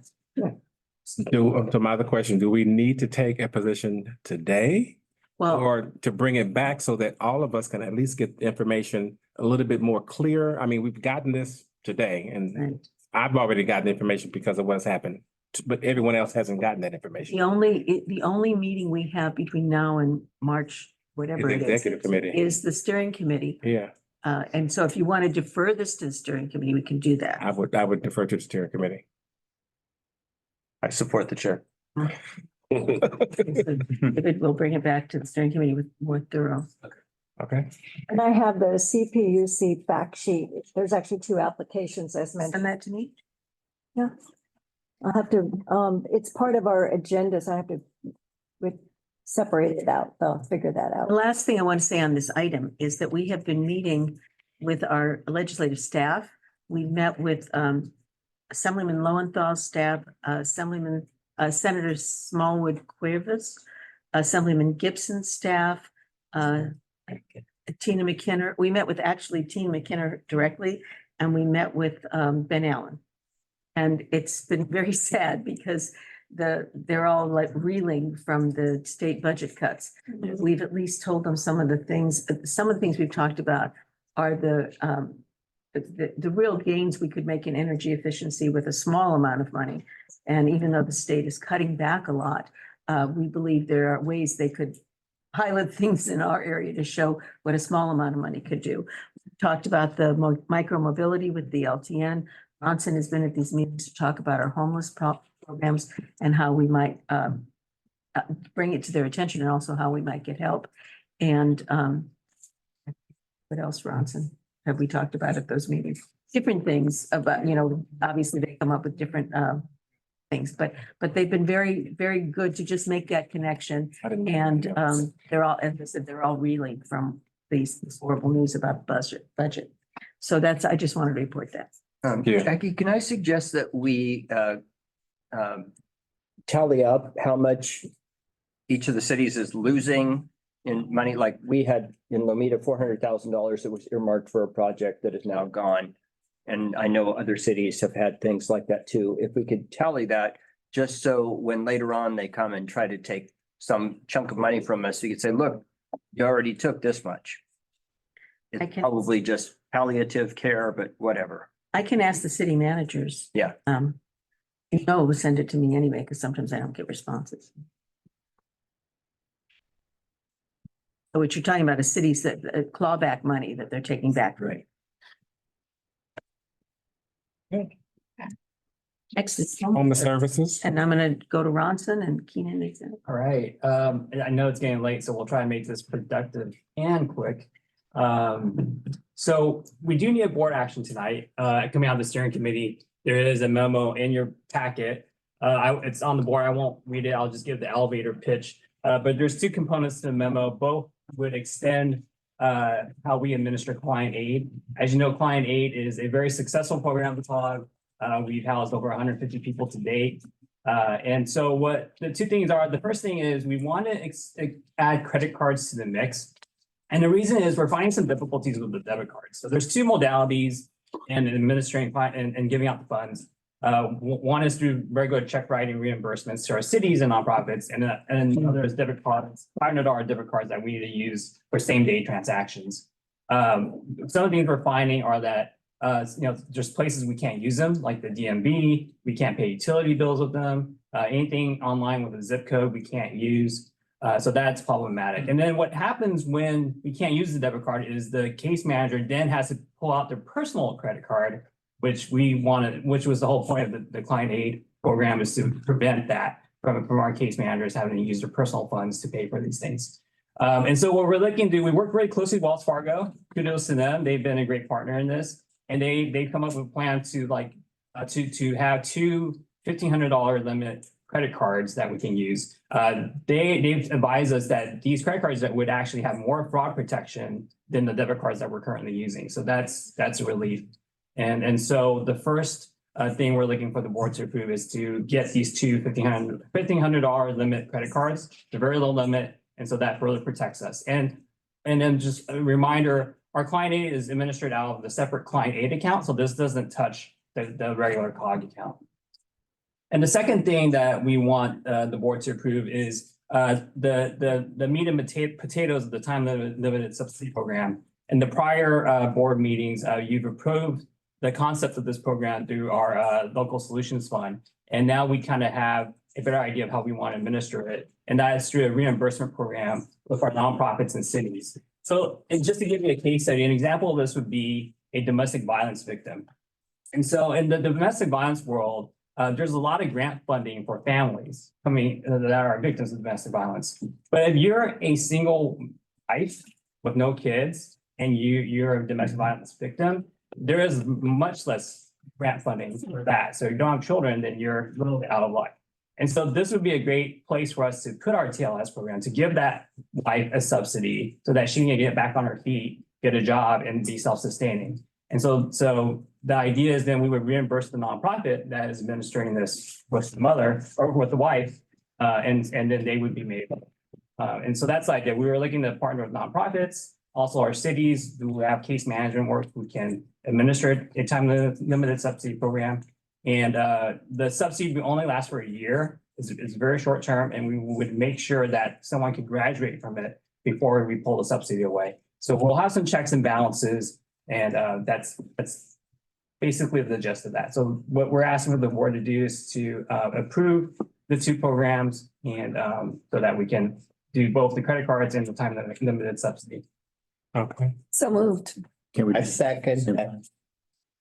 You have one motion. Second. Question on the debit. I just got a quick question. Go ahead. No, I just had why do we use debit cards at all?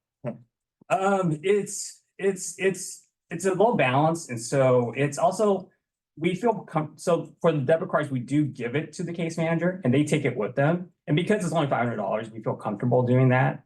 For the credit cards, it'll be different. We would have to go on site to use it, but at least it gives us another option. And so that's why we use debit cards, is that we can just give it to someone and they can go use it with the client. It's only for case managers. But we could give that case manager a credit card with a $500. Well, that's where we feel uncomfortable doing that, because the credit card is. Because if we're uncomfortable, you can be uncomfortable with a debit card as well as a credit card, but with a credit card, you have more security built in terms of challenging charges and tracking charges as well. I mean, I'm not a fan of debit cards personally because that's all the obvious reasons. When you say a debit card, you actually mean like a prepaid card. Right? Prepaid, yes, prepaid. And that's you don't cash. mean an actual debit card, I mean a prepaid Right, Yeah, card. so thanks for the question. Yeah, like we buy from Walgreens and CVS. Right. The other issue too is Like a that debit card. we Right. can't actually give a credit card to someone because it has to be in their name. So then we'd have we need hundreds of credit cards because we work with hundreds of case managers. And so that's another limitation. Yeah. So that's why the debit card Okay. is a part of credit. Okay. That's why it's better. Got it. So I don't, just carrying on. Oh, I'm sorry, go ahead, Dave.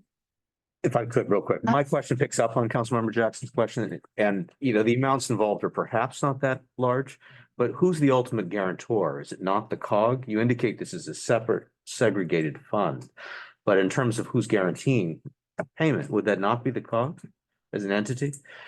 Yeah, so the credit card would come out of the client aid account, which is our funds. So it's the client. So what I mean by that is that our main account, which has a lot more money in it, is separate from our client aid account. So that account's protected. And so the guarantor is the client aid account. My biggest concern is the amounts sound relatively small, but they could get larger. And ultimately, if aid is cut, then as the COG at adding risk and as a fiduciary, that's why I'm asking the question. So just piggybacking off of that, first of all, I think that having, it sounds like you're just gonna have two kind of what we would call department cards without cardholder name on it, correct? No, there would be a cardholder name. So it would be So my it's- name and then also. It's our staff. But then you're gonna let other people use, Well, we would go with them to use it. It would be more of an administrative burden, but we find it necessary in some instances to do that. We're not handing a credit card with our name on it to somebody else. That's not happening. Our staff would have to go, yeah. And it's up to, it only limits $1,500, right? That's Yeah. what I had, yeah. I mean, I think that's why you can be somewhat comfortable yeah, to your point, yeah. but all in all, it's not a great process, but it's not a lot of money. So I It's only mean, our $1,500. risk is $3,000, Yeah. but still, it's not a great process. We tried to Yeah. figure this one out because we want to be flexible. We want to be able to be rapid, but we also don't want to put ourselves in jeopardy. Yeah. How many case managers you said? We work with, sorry, I think I exaggerated, but we work with at least 4 case managers. So 4 and each can have up to 3 debit cards of 500 each? No. No, I'm just saying like we have 4 case managers that can at any one time come to us for a debit card. Right. So we have 3 on hand. And so Only have we three. You only have 3. Yeah. We're very careful with how it. So those 3 debit cards could be 3 credit cards. No, because they have to have their individual name on it. So the debit card doesn't have to have a name on it. Right? So he can give it to multiple, it can be shared, the debit card up to that $500. But the credit card has a name on it. And so we can't. It's a gift card. Gift card, Yeah, okay. and then yes, it's a prepaid card. And then there's a third way of that happens, which is I can write checks up to a certain amount, but they're justified and they're to the city or do whatever, we reimburse, so that we can make sure we have flexible money. But so there's different ways that we were able to have this flexible money, but we try to limit the liability. Yeah, and keep track of what's happening. And the case manager will only come to Bronson if you have to present specific needs, that, okay, I need to go buy or pay this, so then you say, here's the card, go pay them, bring the receipt back. Correct. And we don't deal with the client. We're Yes. not dealing. Yeah, so the case managers, yeah. Right, case manager only. Right. Any more questions? I think it's okay. Asking. I used to be case manager too. Wasn't there a motion on the? Yeah, there's a motion by Inglewood with a second by Gardina. Okay. David? Okay, any abstentions? Any opposition? Okay. Motion passed. Thank you. Bronson has a couple more items shared. Just really quick, 3 quick slides. 30 seconds. Yeah. This first one is, I'm not keen to present, but this was a program that you all approved this fiscal year. We sort of took over the Manhattan Beach share contract. It's a shared housing provider, very successful in Manhattan Beach that we kind of took over and wanted to expand it across the COG. And we also added a component to it, which is an employment component. So we're partnering with our workforce investment board to get people employed so that they can be self-sustaining. You want to just. And yeah, since expanding this across the COG, it's been one of our most active housing programs. Just from August to December, we housed 21 people in this program, and over half of those have been connected to employment, which their benchmark numbers for their nonprofit is only 40% connected to employment. So to see that so far is really great to see. And as you can see, Manhattan Beach, who led us into this program, they're still putting the most folks into housing. They're really familiar with this shared housing program. And for those that don't know, they're single family homes all around LA. They have a portfolio of about 50 homes and they approach a homeowner with a rental plan that includes a peer support person that can help mitigate conflict and, you know, manage the building. And they do make sure that it cash flows well for the owner of the home. So, you know, these are folks usually sharing rooms. Sometimes they get their own room, rent ranging between $400 and $800 a month. And so broken down to how we've supported them in that program, we've paid for 36 total months of rent across those 21 folks. You know, since August of 2023, it's averaging about supporting 1.7 months of rent per client. And then from there, we're seeing folks to start to become self-sufficient at that rent level of $600 to $800 a month. And that's amounted to $16,000 spent, about $761 per client. So yeah, we're really excited about this program. Our early numbers from this year are just seeing the amount of folks we're getting housed through this continue to expand up to 35 people. We're just waiting on the spend reports. So yeah, excited about share housing. Thanks for updating. And shameless pitch also, if you know someone who has a vacant single family home that they're not really doing anything with and they're interested in helping out with this issue, I can introduce you to the guy who runs the homeowner retention program. I have a home vacant. And you were gonna talk about, Johnson, you were gonna talk about the local solutions fund as well. Yeah. And so this last thing I want to talk about is the local solution fund. This is very important. Wish I had more time on this, but just really remind the board, this is year 4 of this. The first 2 iterations of it was called the Innovation Fund. Innovation Fund 1, the theme really was about planning and gap assessment. So the county encouraged our cities to do homelessness plans, and many cities took the county up on that offer. Torrance, Redondo Beach, Gardena has done one. And so that was kind of the first innovation fund. The second innovation fund was to fill in those gaps. So we used the money that we got from Measure H to hire case managers, to build shelters, and to start the client aid program, and just list some of the cities that kind of participated in that. We also, in addition to that, we also contracted with our supervisors to provide case management work in some of the cities that weren't actively participating in the Measure H funding. So Carson, Lawndale, Lomita were getting case management work from that supervisor contract.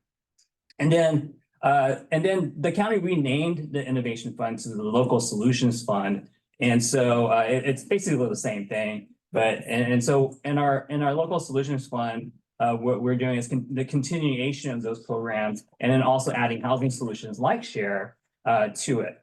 And so we're now in year 4, and so we're looking to continue the progress of that. I think we've done a great job addressing the planning and the gaps that we found in the Innovation Fund 1. And so now our future focus of our team is going to be the remaining gaps, which is the high acuity population, mental health, substance use, and then also expanding our housing placements, because that continues to be a challenge, is to find housing for the folks that we're trying to help. And so this is our draft budget that we're proposing for this fiscal year 24-25 of the Local Solutions Fund. Many of these are just continuation of existing programs.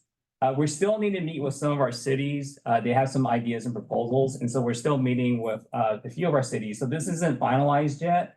The ones highlighted, the Pathway to Housing Case Management, that is that supervisor program that we're running to provide case management work in some of our cities that don't have case management. It's only $40,000 because we have funding this year that we are going to roll over into next year, because we haven't actually started that program yet. So and then also the time limit subsidy, which you just approved, that's $500,000, and we're just now starting it tonight actually, and so there will be rollover funding for that. So those I highlighted because there's smaller amounts, but it's because there's some rollover funding that's going to go into those buckets.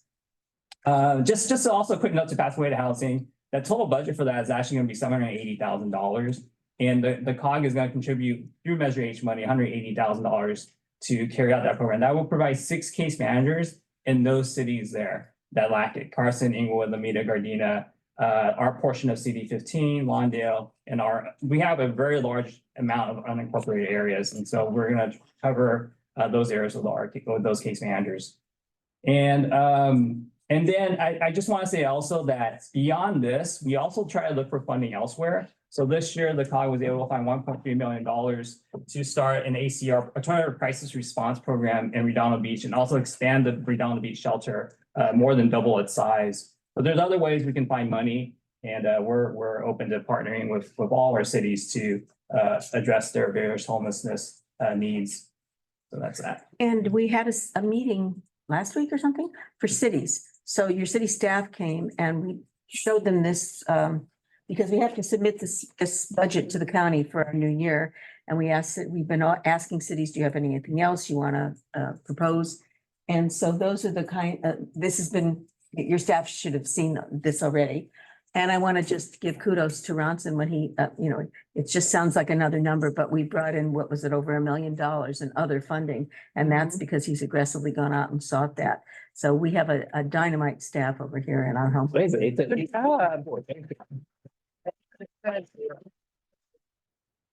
for the board support too. Thank you. Senior services next. Oh, yeah, senior services. Ronson? Senior services, yes. So we're actually trying to, we had a great meeting last time about senior isolation, which was a big topic during the pandemic, and it's kind of continued on. And so right now, we were thinking about working with Help for Seniors, which is Brit's, our former colleagues' nonprofit. But unfortunately, they're going through a transition phase right now. I just learned about that today. And so we may partner with LA Works, which is another large nonprofit that actually has done work in this field before. And we're also talking to the Motion Picture Fund, which is actually doing work in this field as well for their workers in the motion picture industry who are going through senior isolation. So that's a project that we're looking to partner with our cities on to do a senior isolation project to kind of bring joy and happiness to some of our seniors that may be feeling alone. Okay. Before we get to transportation reports, now that I'm giving kudos to staff, I forgot to introduce our latest staff person. And the PUC lady doesn't have it on him. He's newer. Jake Romoff is going to be working on transportation and land use issues, and we're delighted to have him. So if you see Jake, he's one of us. He's one of us. So transportation, Mike, are you here? Or, do you want to talk about the board today? Metro Board. Yeah, primarily what happened at the board today was focused on the gondola. And the board spent about an hour and a half. Keep going. The board spent about an hour and a half. I'm sorry, I can't hear you. No, we're not. No. Go ahead. Go ahead. They were just grumbling, but go ahead. The board spent about an hour and a half discussing it and extolling Hilda Solis for bringing in the motion that had 31 issues that had to be addressed by the LAR gondola. What I've done is basically cut and did some pasting of the board press release. And I'll just read that. It's very short and informative.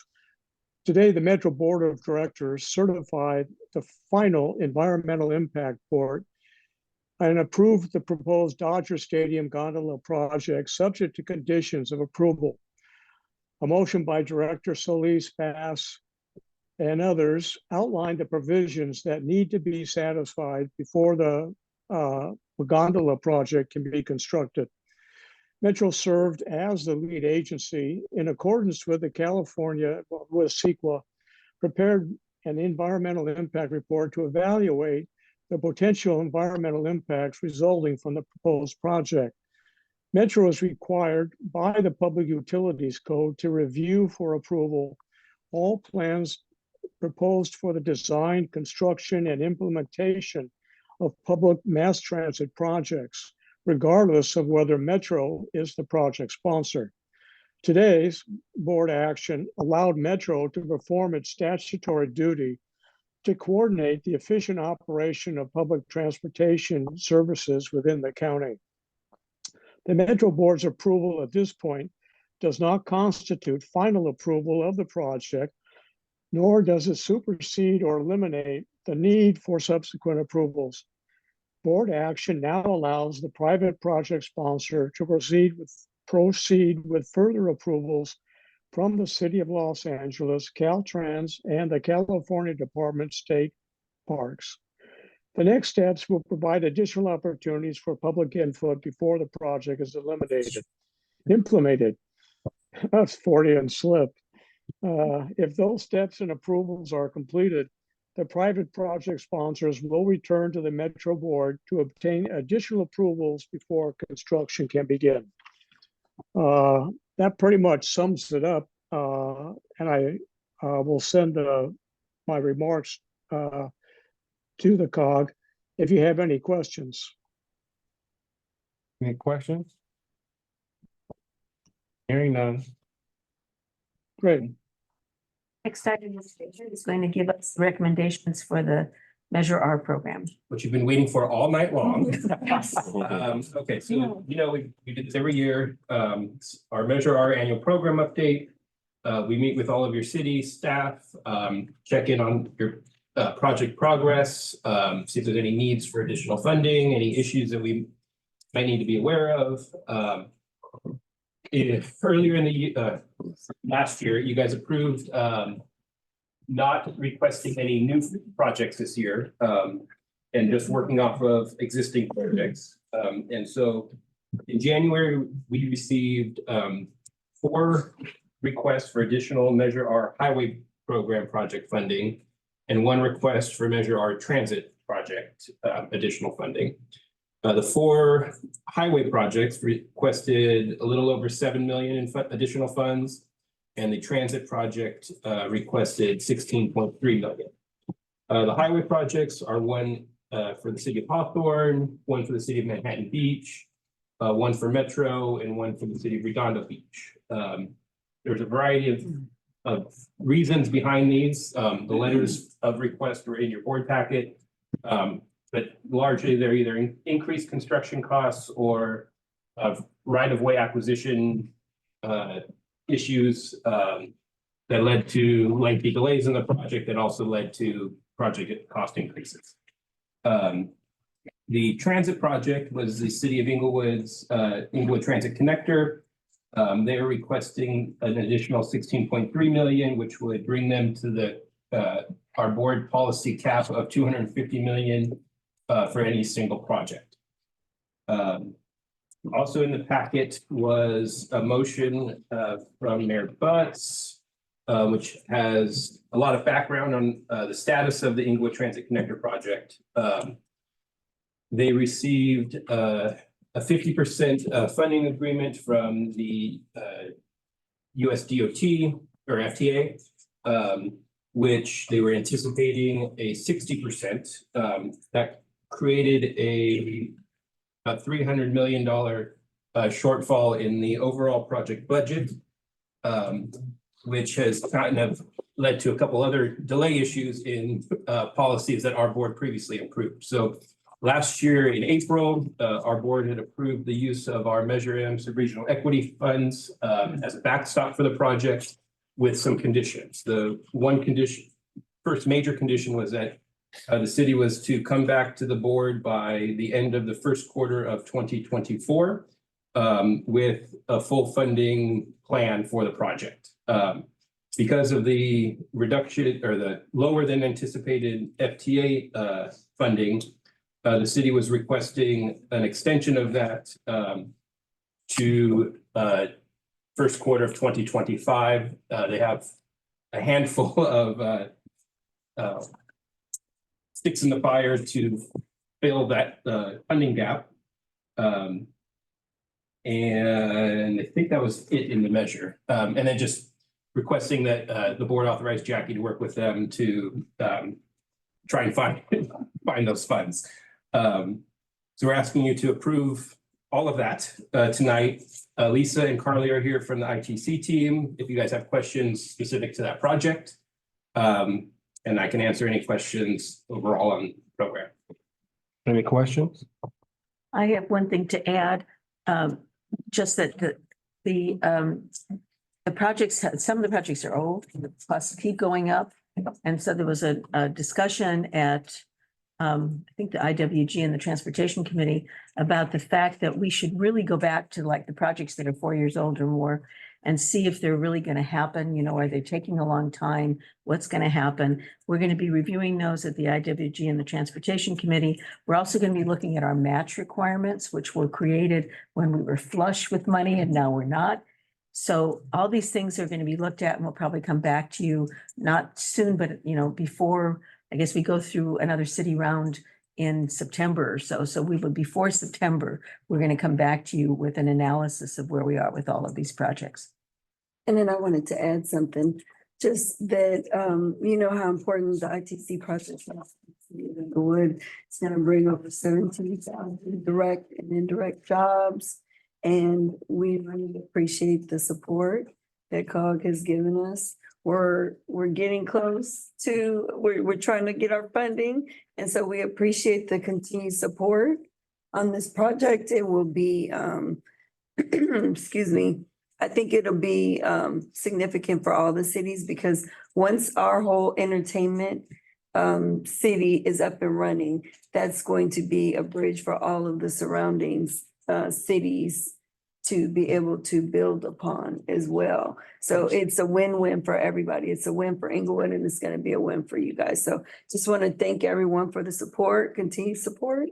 And I don't know if our team wants to add anything at all. I mean, we're happy to provide, you know, any more detail if you have questions about the project. We've asked them for quarterly reports that come to our transportation committee, and we've been getting those. So okay, if you ever want to know, we'll know every quarter what's going on. And I just want to echo the council member. I mean, if it wasn't for you to start, we wouldn't have gotten this far. And we have really come as far as securing $1.9 billion. We're going to finish and get this FTA grant. And I just wanted to really, you know, say how much we appreciate you all.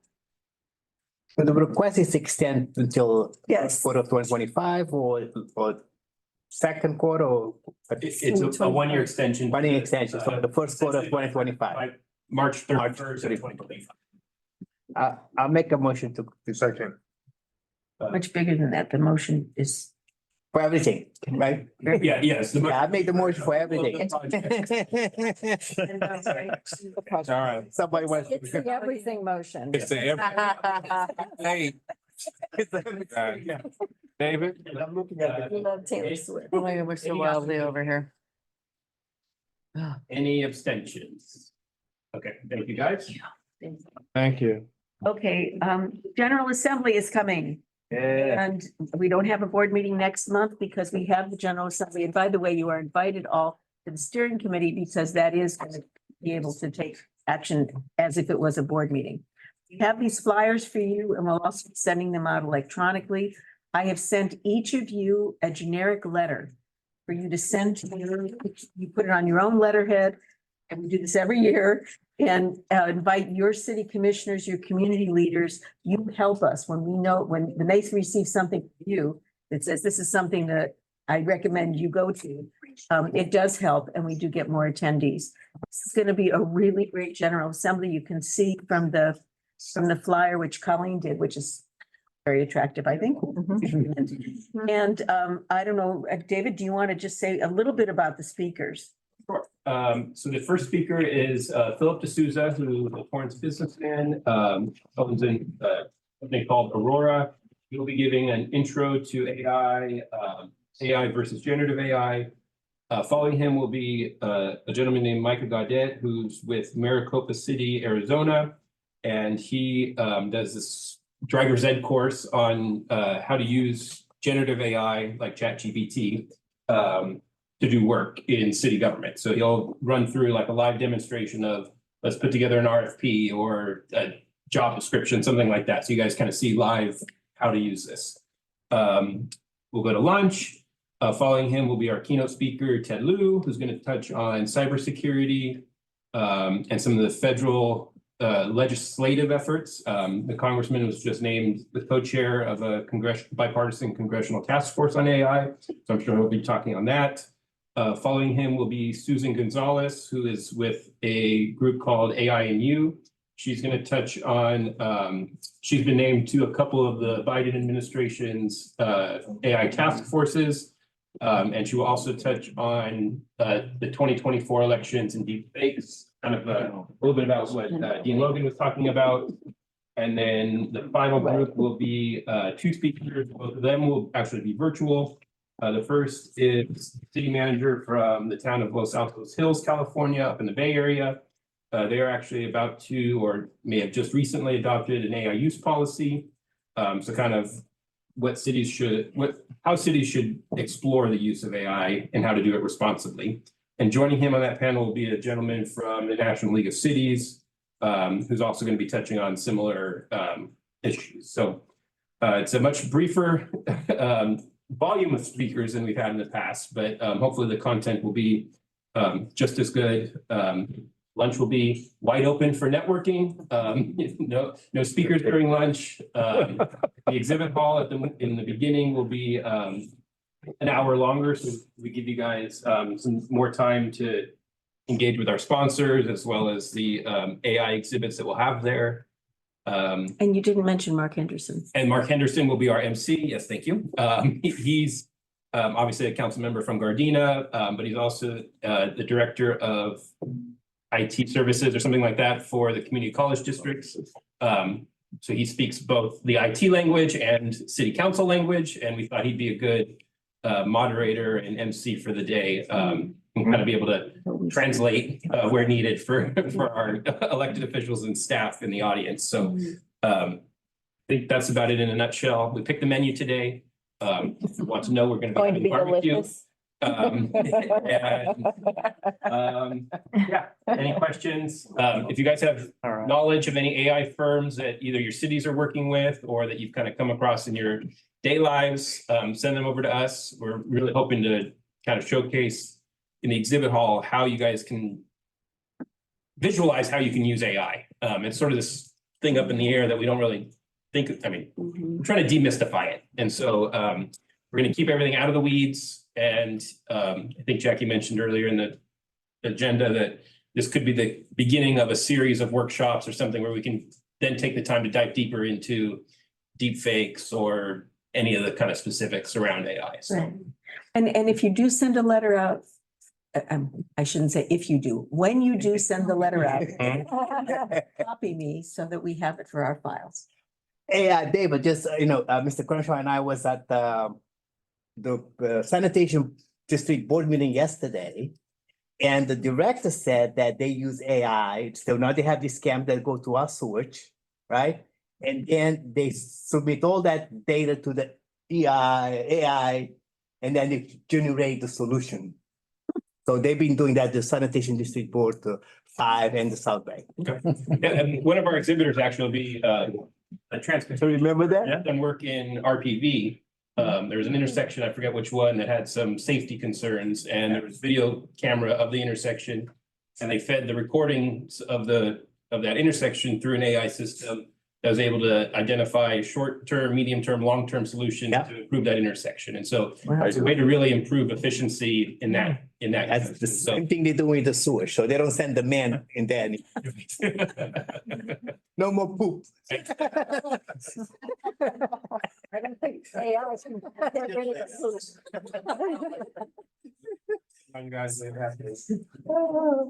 Local travel network, I think you've heard enough about that. So we're going to go to Kim now with South Bay Environmental Services Center and our final before the announcement. Yeah, and I just wanted to bring your attention to this page of the report, put some special highlights for you all to look at.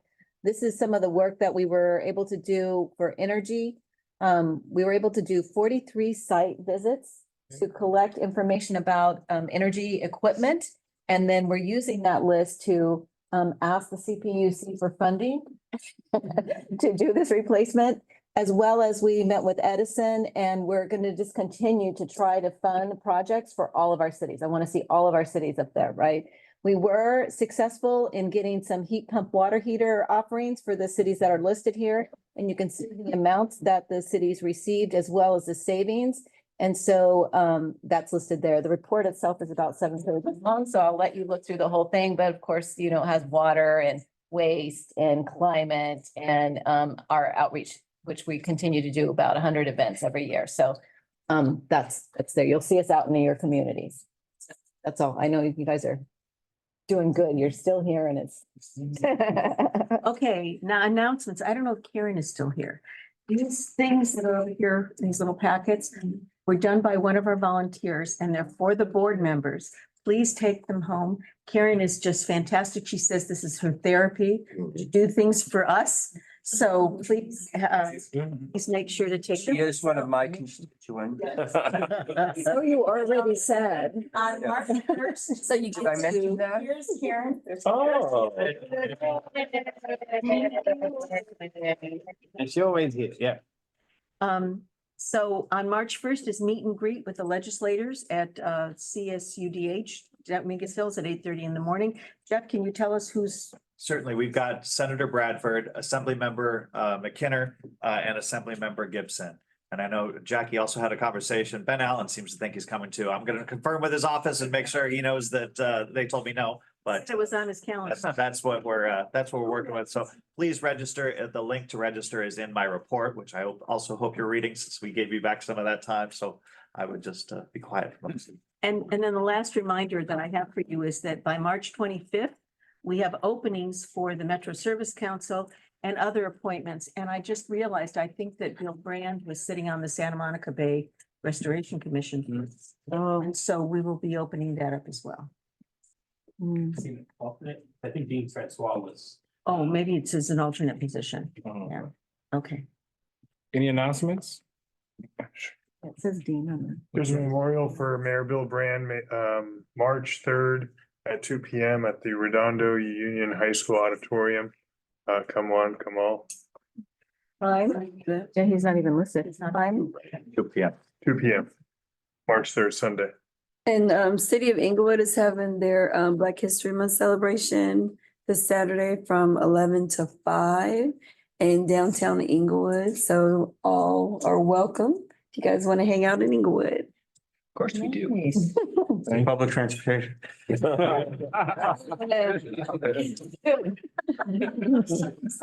always something, you know. Oh, I want to say thank you to Jackie because we went to visit the Alta Sea project in San Pedro. Phenomenal. It's like good things that's going to happen over there. So we're going back in there probably in May for the grand open. But they have a lot of innovation technology. You know, oh my God, this is amazing. Good. Thank you for that. It was a great visit. Yeah, that was really cool. Yeah, it was. With that being said, we want to adjourn this in the memory of Redondo Beach Mayor Bill Brand. Amen. Thank you. Thank you. I think I'll take the rest of the day off.